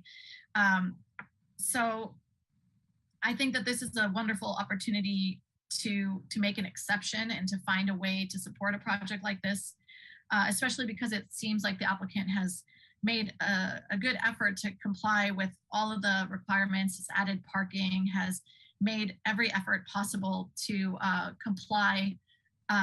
And we're stuck on this little verbal complication of, you know, what is allocated to what, and therefore it doesn't follow the ordinance as it's written. So I'm in agreement to find a appropriate way to make this work, especially because there are so many ways to break the rules. There's so many ways to make things work to one's favor. And by simply working together here to give them an opportunity to get what they want with some conditions, it allows us to hold them accountable, make sure that they are potentially happy with the outcome, but they're also going to follow the rules to keep it that way. And so I'm looking forward to seeing how we put together the verbiage here. Thank you. Thank you, Vice Chair. Other commissioner comments?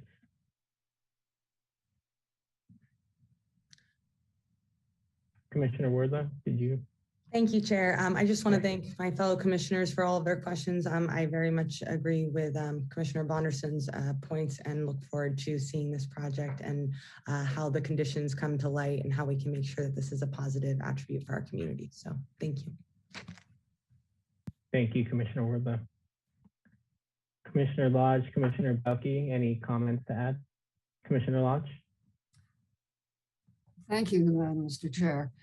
Well, I'm still very torn over this because I'm inclined to see it as the staff hearing officer did, as setting a precedent. And I wouldn't want to see this area become like the Funk Zone, all tasting rooms of one kind or another. And I realize it's a very, physically, it's like no change at all. But that doesn't mean it's the right thing to do as far as I'm concerned. Thank you. Thank you, Commissioner Lodge. Any other commissioner comments? Commissioner Wiscombe?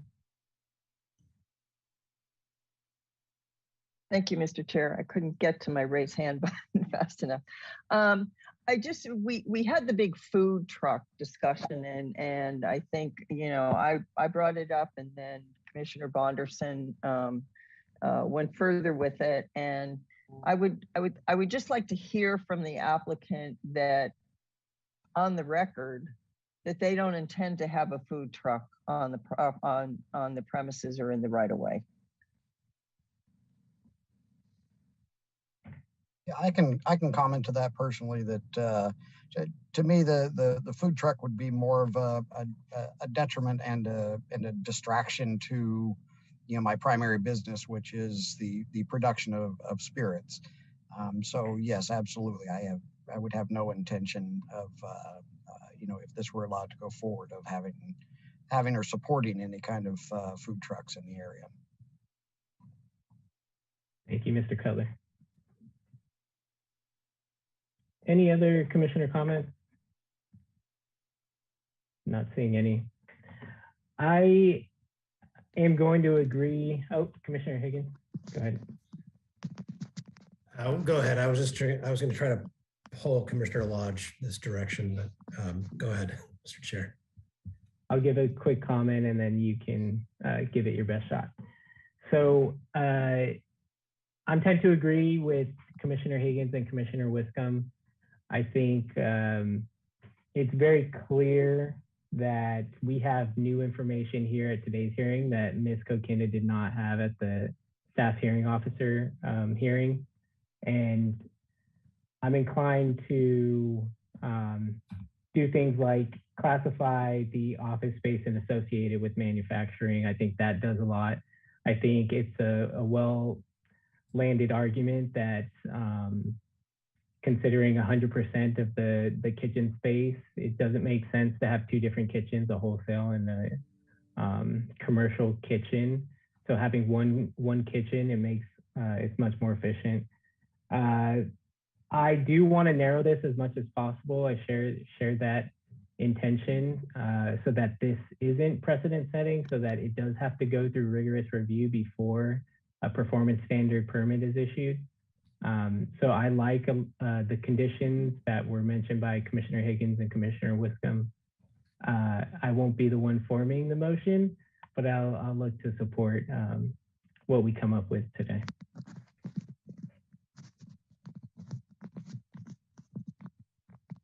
And Commissioner Bauke, did you want to add any comments? Well, first off, I don't know if you can hear me because my computer just crashed on me, so I'm now on my phone. So we can hear you just fine. Good. No, I concur. As you can tell, I clearly, when I looked through this proposal, I clearly came to the conclusion that the proposal was, basically clearly accessory and incidental to what they're doing.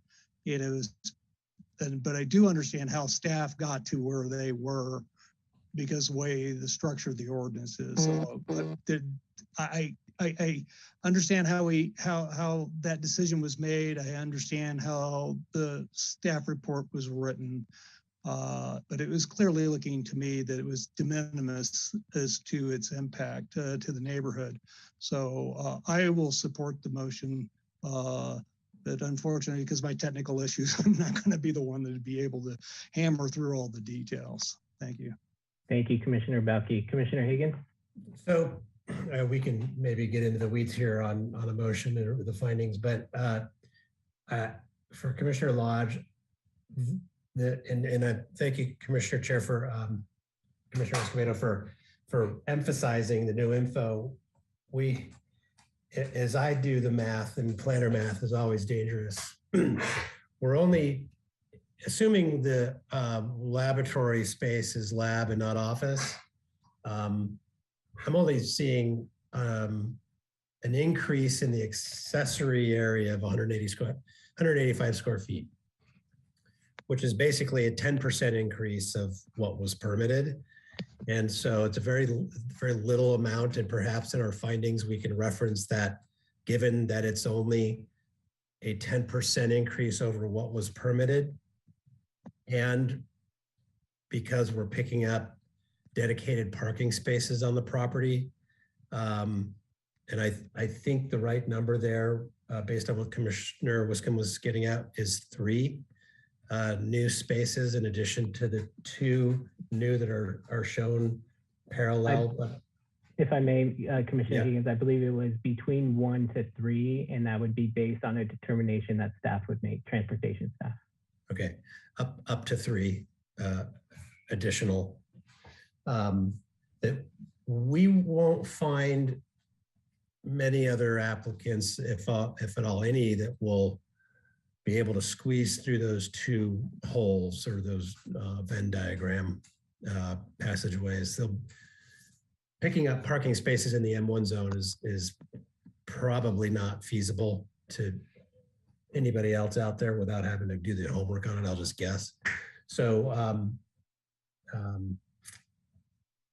is, so when this goes back to staff for picking up between 1 and 3 new spaces, what's the analysis there?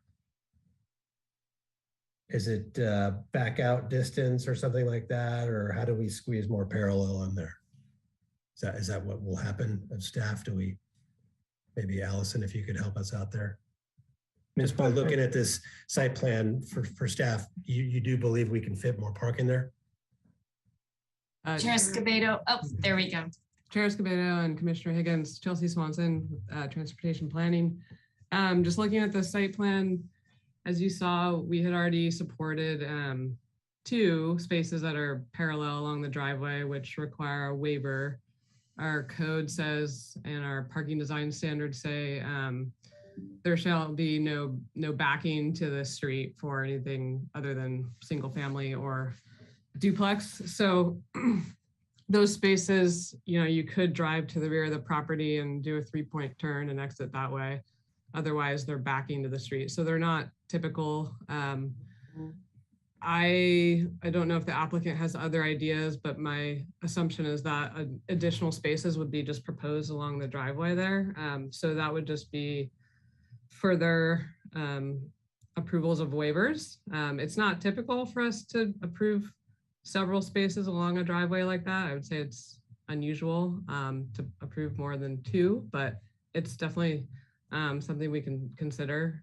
I'm not seeing any other obvious locations to add parking on site, but I haven't looked at it more closely with the applicant. That's fine. I mean, I'm okay with how Commissioner Wiscombe has phrased it, up to 3 or between 1 and 3. Okay. So what shall we do, Mr. Chair, Mr. Busk? Do we need to wordsmith the findings or what? I believe so. Commissioner Wiscombe. Thank you, Mr. Chair. If we could start with, I'd like to try to construct a motion here. So if we could start with the performance standard, start with the findings, which are on page 4 of our staff report, 1 through 3.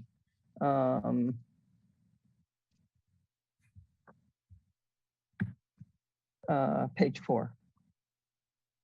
Yeah, there they are. Okay. Can we get those bigger?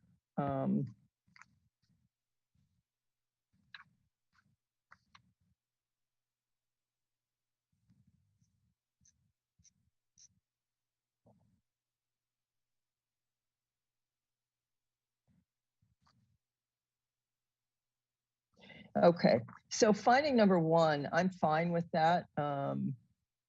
And I think it does serve, I think it's related to and serves the purpose of the primary use. The second one, I'm fine with because they use the word or. Accessory uses shall be incidental and subordinate. This is still subordinate to the primary use. It can be demonstrated by elements, Are we on the including right? but not, huh? Sorry, are these findings or is this a definition of accessory? This is the findings, accessory uses findings. This is on page 4. And then we're going to go to the PSP findings after this. Accessory uses shall be incidental. The floor area devoted to the use, the economic importance of the use, or the number of customers, visitors generated by the use. I'm okay with that because the floor area devoted to the use hasn't changed. So it's wordsmithing. We're going from industrial to commercial kitchen. So I'm okay with that finding. And Commissioner Wiscombe, if I may, yeah. I think these are definitions of the accessory use and how an accessory use is defined. I could be wrong. Right, but must comply with the following. So I don't know, maybe we don't have to go through these. If you look on page 3, it says must comply with the following. So I just thought that we needed to go through these first. Okay. Apologies. And I don't think, those are not findings. they are findings. Yeah. I get her point though. She's defining this space as Yeah. accessory use. Yeah. So, okay. Well, I'm not going to belabor those, but those are three things that I referenced. And then if we go to page 5 of the staff report, and these are the findings for the performance standard permit requirements. And I know that the staff hearing officer, the only one, I think that, and correct me if I'm wrong, the only one that was disputable here and was B. The proposed use and development will not be adverse to the public health, safety, or general welfare of the community, nor materially detrimental to the surrounding properties or improvements. And I would suggest that we add to that, because the additional accessory use square footage is internal. That's kind of where I would go with that one. And correct me if I'm wrong, Ms. Kokinda or Ms. DeBusk, I think the rest of them were okay. Is that correct? It was just B? Chair Escobedo and Commissioner Wiscombe, yes, it's correct that Ms. Kokinda said that finding B was the one that she had trouble with. However, staff was not recommending approval, so we did not draft findings at all. So in order for the Planning Commission to recommend approval, we would need you to make a finding for each one of these. Okay, well, I guess I'm saying that I'm okay with A, B, C, and D, and I'd like to hear from my other commissioners on that, with B just changing because the square footage is internal. Chair Escobedo, as the commissioners are providing feedback on that, for staff to draft these findings, it would be really helpful if for each finding you gave a because clause. So to specifically tell us why you're able to make that finding. Okay. Okay. So are we only going, we're only, Ms. DeBusk, we're only looking at the performance standard permit requirement findings. Is that correct? Yes, Commissioner Wiscombe, that is correct. Although I do think that articulating the reasons why you find it to be an accessory use will help to inform why you can make these findings.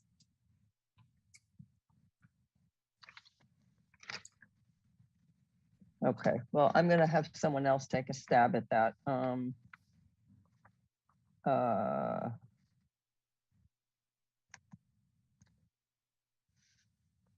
Commissioner Higgins, feel free to jump in here. Okay. See, okay, I already so- jumped in on B. Maybe we could just make a general statement here about the findings. Can be permitted pursue accessory. Okay, so in excess of limits pursuant to approval or performance standard permit in order can be permitted.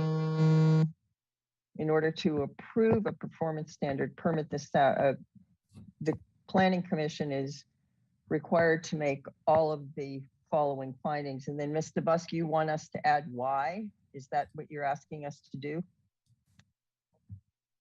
Commissioner Wiscombe, yes, that would be very helpful. The first one, you don't need a why. This is an allowed use with the performance standard permit. Okay. So it really just be for B, C, and D. Okay, well, so B I've already changed, right? To add this is internal square footage. We're not changing anything. The site is physically suitable for the type, density, and intensity of the use being proposed, including access and utilities.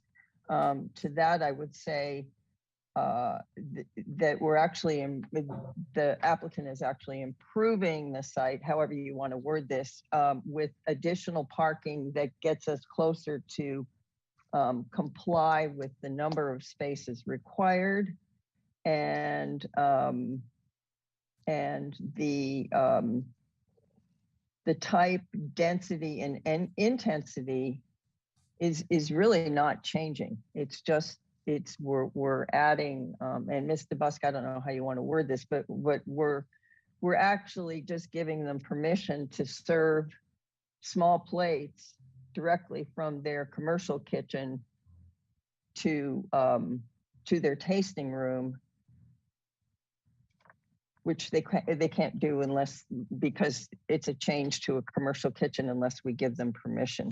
And then the total area of the site and the setbacks of all facilities are sufficient. Yes, there is no significant detrimental impact on surrounding properties.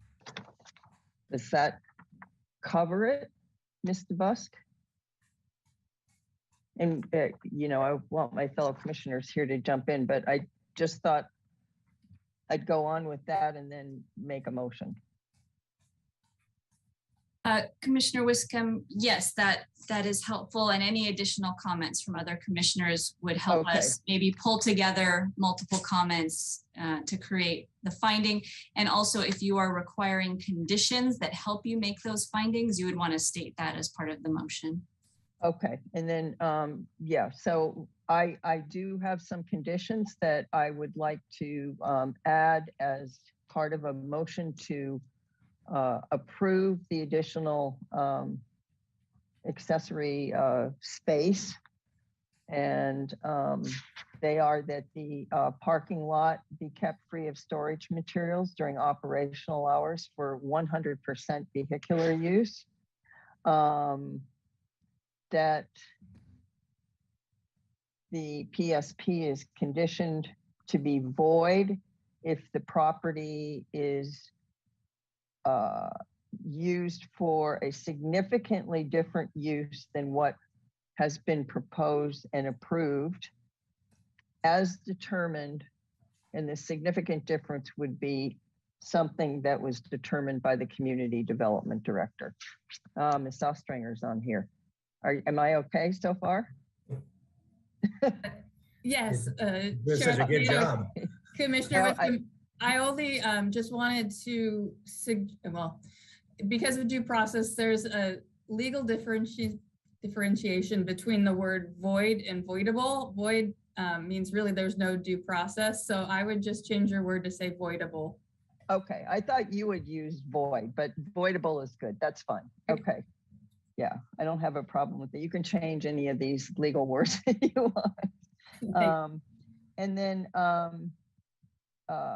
the other condition that I wanted to add to this was that the applicant work with transportation to potentially add at transportation department's approval 1 to 3 additional parking spaces, which would get them up to 14 to 16, and 17 are required. So I just think that as transportation department sees feasible. And I think that's all I have to say on my motion, unless Mr. Busk has something else I need to do. Thank you, Commissioner Wiscombe. We need a second. Do we have a second? We need a second, yeah. I'll second that. So first by Commissioner Wiscombe, a second by Commissioner Wardlow. Commissioner Higgins? Okay, so I was just going to add so that we can narrow this down a little bit more in the findings. You do have some language that could be leveraged on page 13 of the staff report. I think it's the exhibit from the show denial, but the proposed use and development will not be adverse to the general welfare because the increased floor area of the accessory kitchen is represents either Commissioner Vauque's word de minimis or 10% over what was permitted. And I kind of would like to just get the math in there because then it represents another hurdle for you know, another applicant that may come forward with something like this, so that we're making our findings based on a very small amount of area. And because the kitchen area clearly supports the wholesale manufacturing activity. So in other words, what we don't want is for somebody to come in another scenario, build a 5,000 square foot kitchen and say, hey, I've got 5,000 square feet of kitchen. And now I've got half my building is retail kitchen. And just because I can use some of the kitchen for my manufacturing doesn't mean I get to qualify it.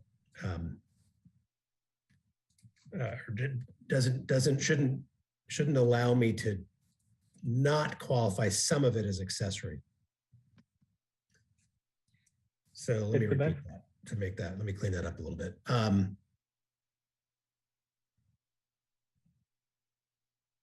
Thank you, Chair Escobedo. Just Commissioner Higgins, before you continue, well, I understand the desire to get the math in there. I'm not sure the math is correct. And so I do want to be careful that if we're doing that, I want it to be accurate.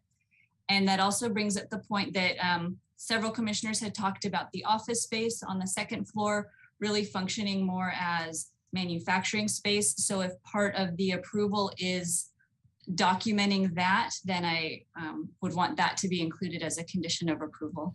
Yeah, that's really worth noting, and I skipped over that because the what was previously counted as accessory is being reduced.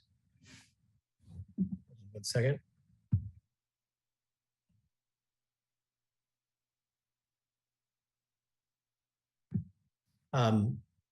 Because the amount of office space is being reclassified. Is that where you're getting at, Mr. Busk?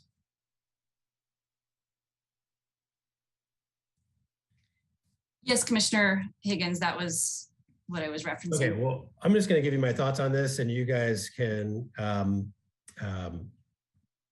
create the sausage. This is planning commissioner findings on the spot are not my favorite, nor do I have any practice at it, as you can tell. But the benefit here, or the distinction is, it's a smaller amount of space than the show initially was presented with, and we're picking up parking. And I don't mind loading this up with the applicant shall agree not to order food trucks. Seems like that's obvious that they wouldn't want to do that. And so let's make that distinction as well in the findings or conditions, because that further narrows the opportunity for another applicant. Thank you, Commissioner Higgins. Other commissioner comments? Discussion on the motion? Commissioner Wiscombe. Thank you, Mr. Chair. I'm just trying to work with Commissioner Higgins here on, and I agree with them. It's really hard to do findings on the spot, but I think that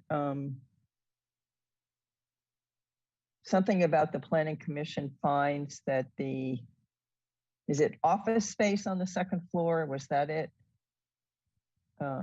Help me out here, Commissioner Higgins. The office space on the second floor may be considered manufacturing space. Well, it's really the office space be classified as wholesale and not accessory. Right. Yes, I said manufacturing, but okay, as wholesale, yeah, as wholesale or manufacturing, whatever word you want to use, and not as accessory, reduces the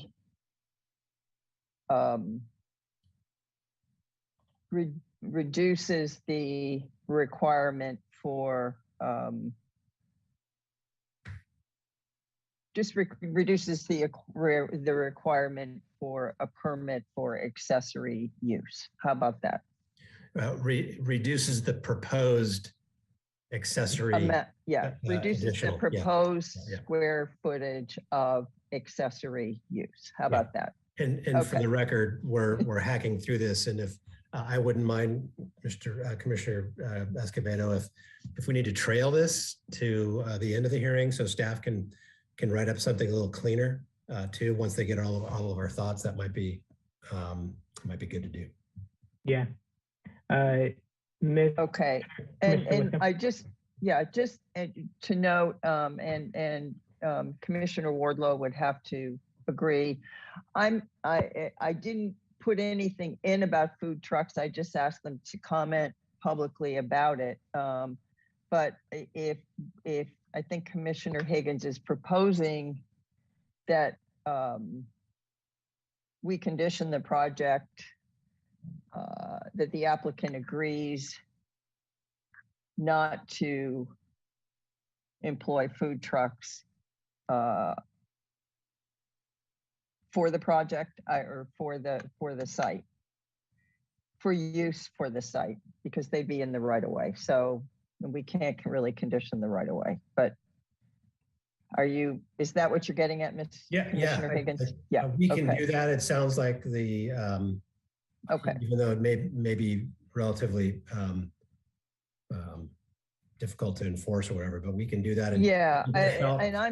I'm fine. That was one of my main things to begin with. So I'm very happy to have that in there. And I don't know if Commissioner Wardlow would agree with that in the motion. Yes, that sounds great. Okay. So to staff, does that help narrow this so that there's less risk of precedent setting? Mr. Busk, any opinion on that? Thank you, Chair Escobedo. I'm sorry, I did miss that last part, but just a suggestion that I have, I know the applicant is probably very anxious to get an approval on this, but it might be cleaner if we continue this to April 7th and staff can return with findings and conditions that incorporate all of the comments that you've made today. I think that might be more defensible in the end. I'm open to that idea. How does the rest of the commission feel? I don't think we have a heavy agenda that day, so I'm okay with that. Yeah. All right. So we'll have to amend the motion, I believe, to continue this item to April 7th.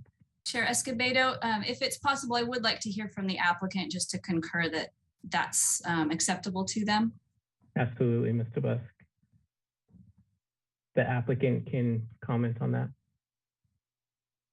Mr. Chair and Mr. Busk, could you please repeat what you said? Because I missed a part of it, either technology or something. Sure. I just recommended that the Planning Commission continue the project to April 7th so that staff can return with findings and conditions that can be adopted. And it would be presumably a very quick hearing, just so that we can better document all of the things that they're saying and make it as defensible as possible. And would we, the applicant, work with you between now and then to satisfy some of the conditions, or I'm thinking mostly of parking and use of the mezzanine? Actually, that would certainly be possible. It'd be pretty tight given the timelines, but I think it might be possible for us to take a look at a site plan, address some of those square footages, and make the plans actually reflect some of what Planning Commission has said today. Okay, we're amenable to that. Thank you. Thank you, Mr. Earl. Commissioner Wiscombe, and then I see Ms. Ostringer's on. Thank you, Mr. Chair. I'll do this and see if Ms. Ostringer raises her hand. I would like to move to table the motion and continue this item until April 7th, 2022. So staff has time to prepare our comments and we can make a thorough review of the motion that was put before you today that was seconded.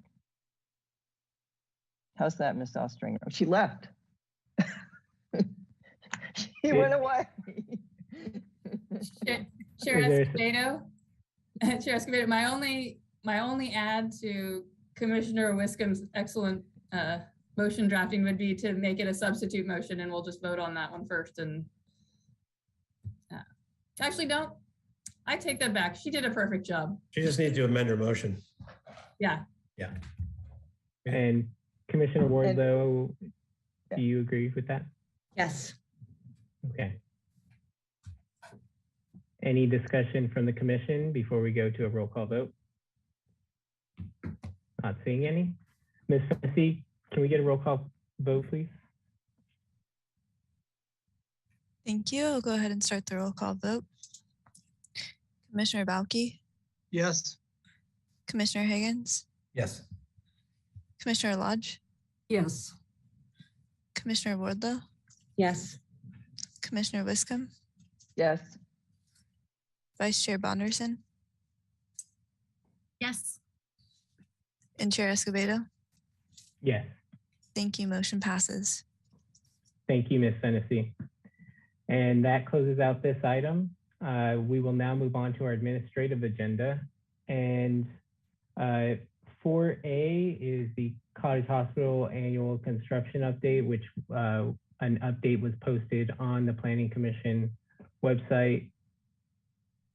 Ms. DeBusk, is there any more that needs to be said about the Cottage Hospital annual construction update? Chair Escobedo, no, you just needed to receive it. All right, received. Chair Escobedo, if we could open public comment for that item. Absolutely. Ms. Fennessy, can we open up public comment for 4A Cottage Hospital annual construction update? Thank you. If you would like to make a public comment, please follow the instructions on screen.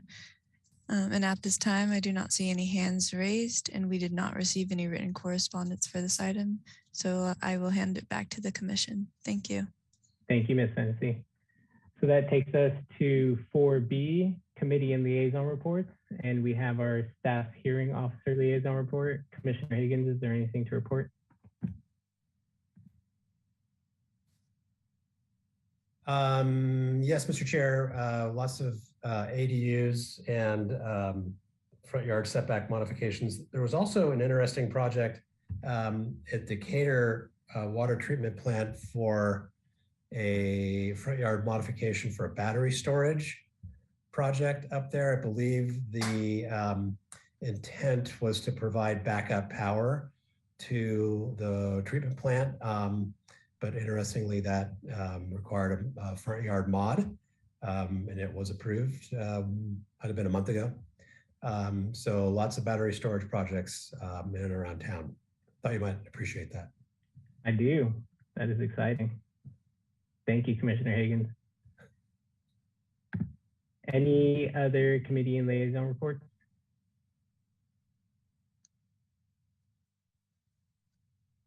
Not seeing anyone. Vice Chair Bonderson, did I see you? Yes. I just need 1 second to get my video to work.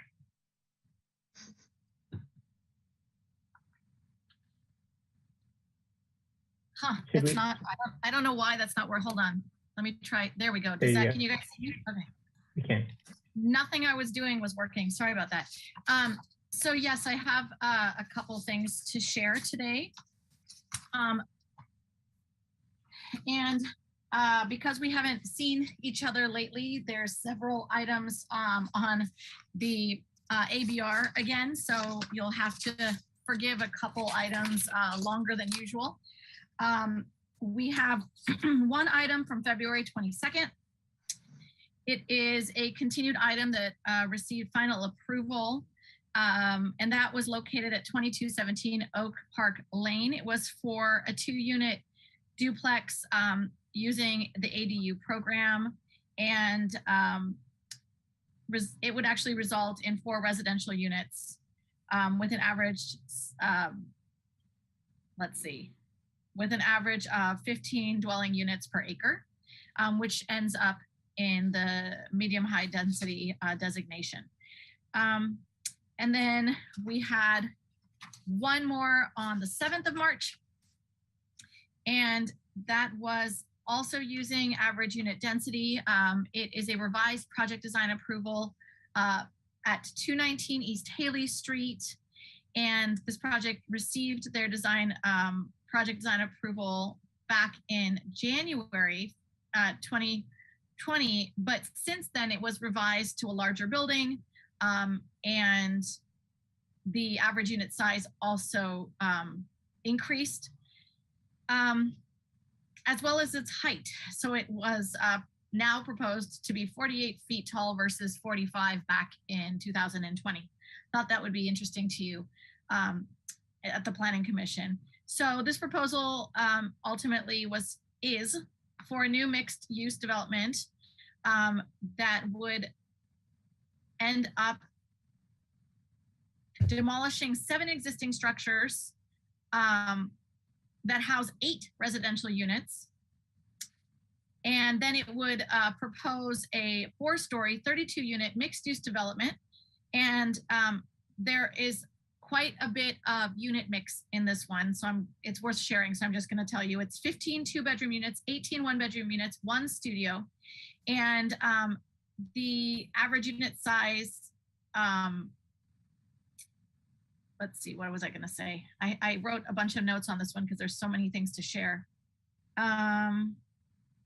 Oh, and there's also 2 commercial spaces being proposed for this as part of the project. And the project also requires a development plan approval finding for small non-residential addition. So it's a really interesting project because there's so much going on. If anyone's interested, again, it's at 219 East Haley Street. And the last one from BAR is from March 14th. And it's another ADU project. It's at 618 Olive Street. It's a proposal for a new multi-use residence that will convert 3 existing apartment units into 4 units. And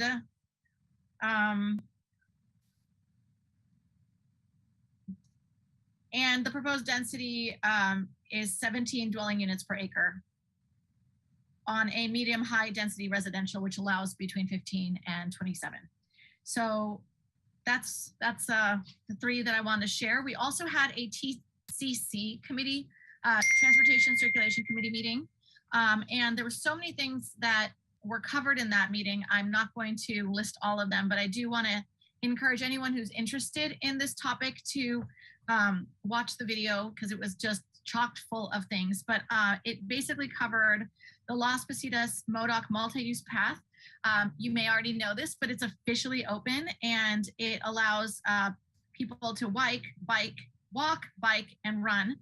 And it's 2.6 miles of multi-use pathway. So it's pretty exciting stuff. I don't know if you've seen it, but it's quite nice.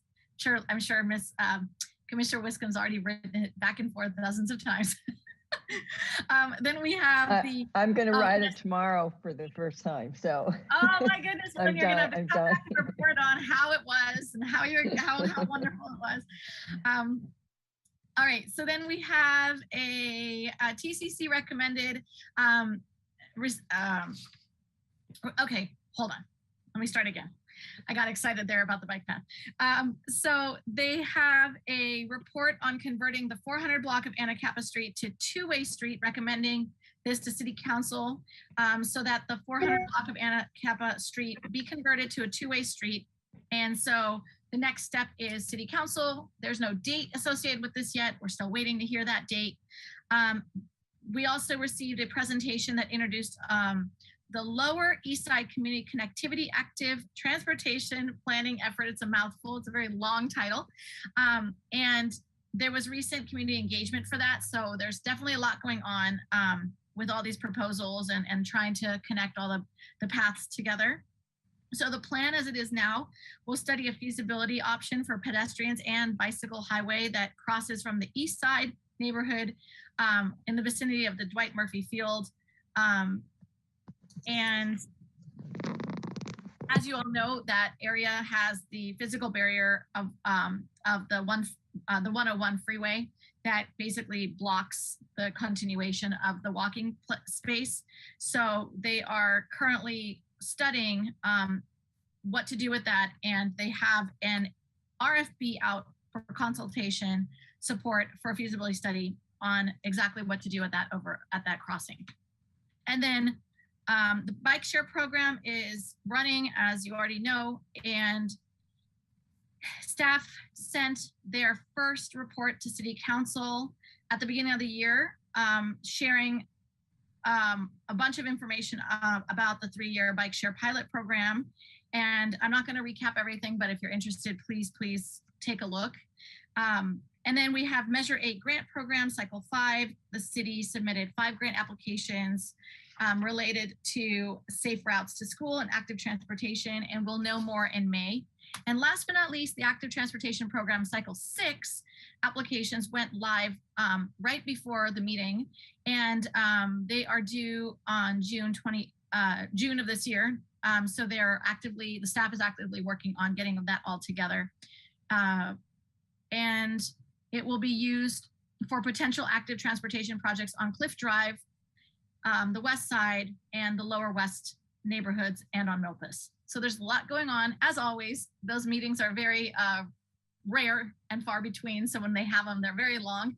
And the last announcement I have is that we will have our next State Street Advisory Committee meeting on Monday. That is Monday, the 21st, just coming up from 4 to 6. If anyone's interested, they can find the link for the Zoom online.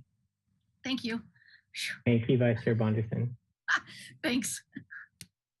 Commissioner Lodge. Thank you, Mr. Chair. The Historic Landmarks Commission meeting of March 2nd, 2022 gave final approval to 2 major city projects. The first, and if staff could put up the slide showing, thank you, the Granada Garage. This was approval of a solar array that would generate enough power to provide for the Granada Garage and the library across the street.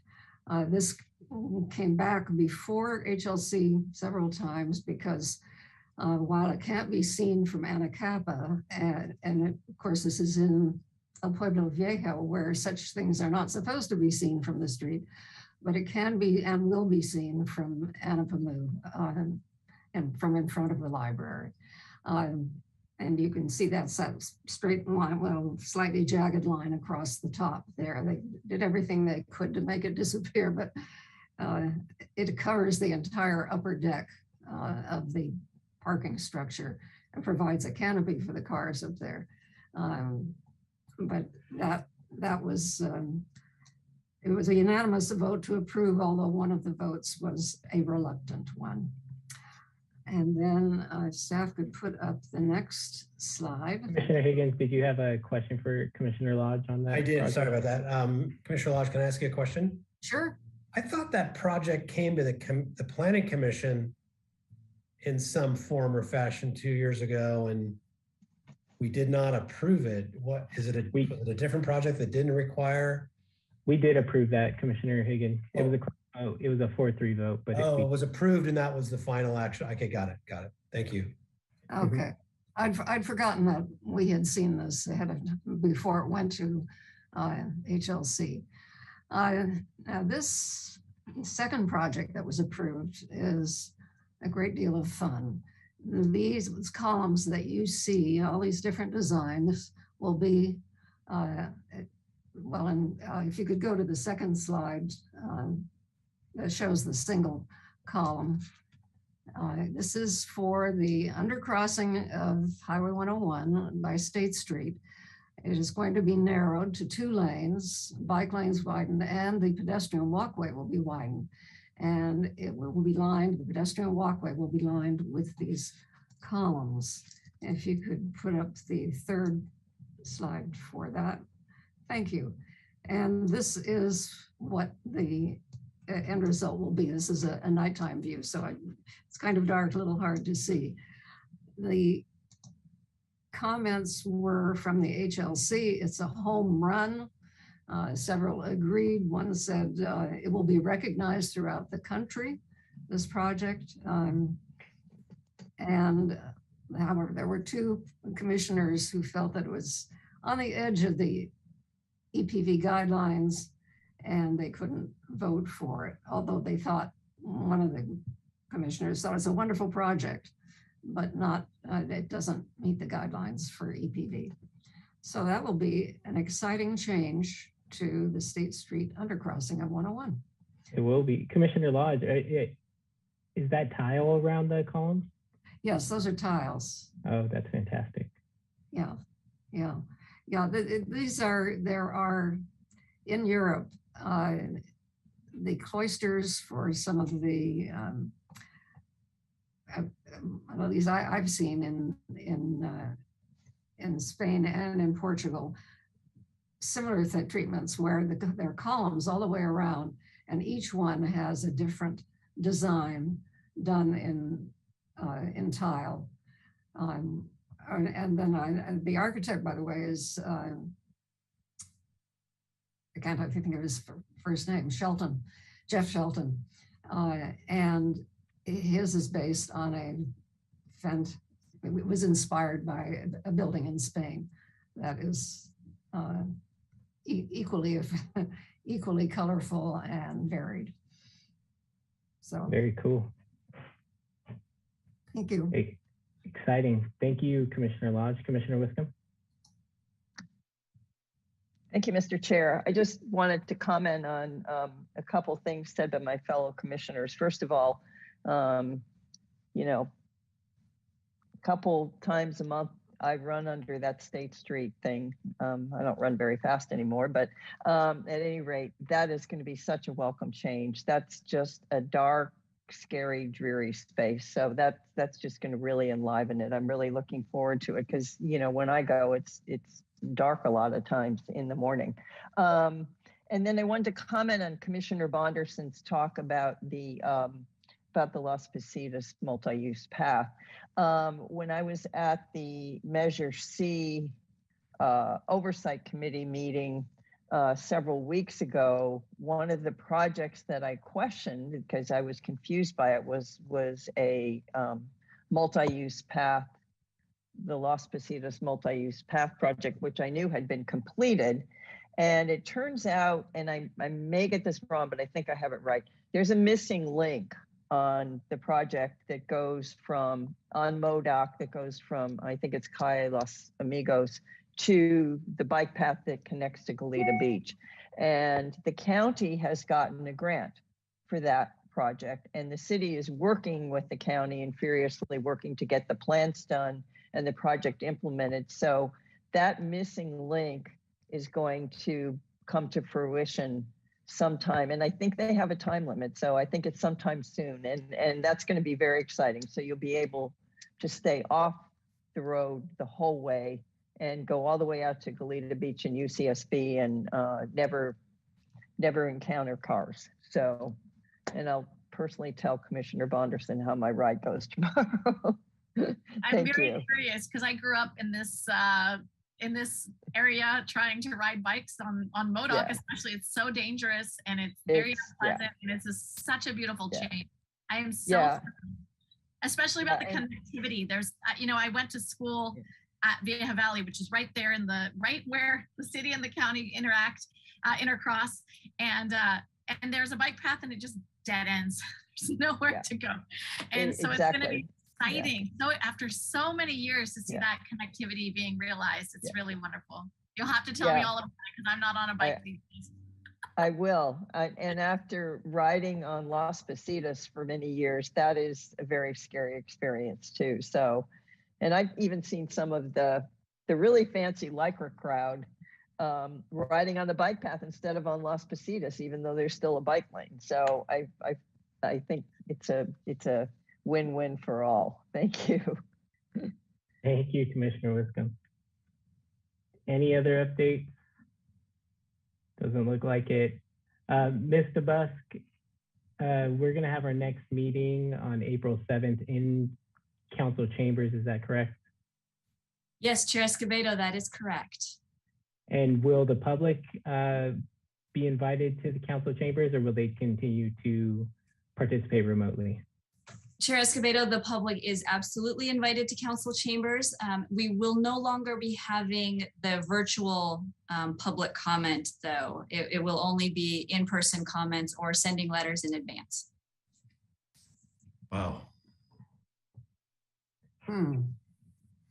Gonna have to get to the tailor to let out my suit pants in years.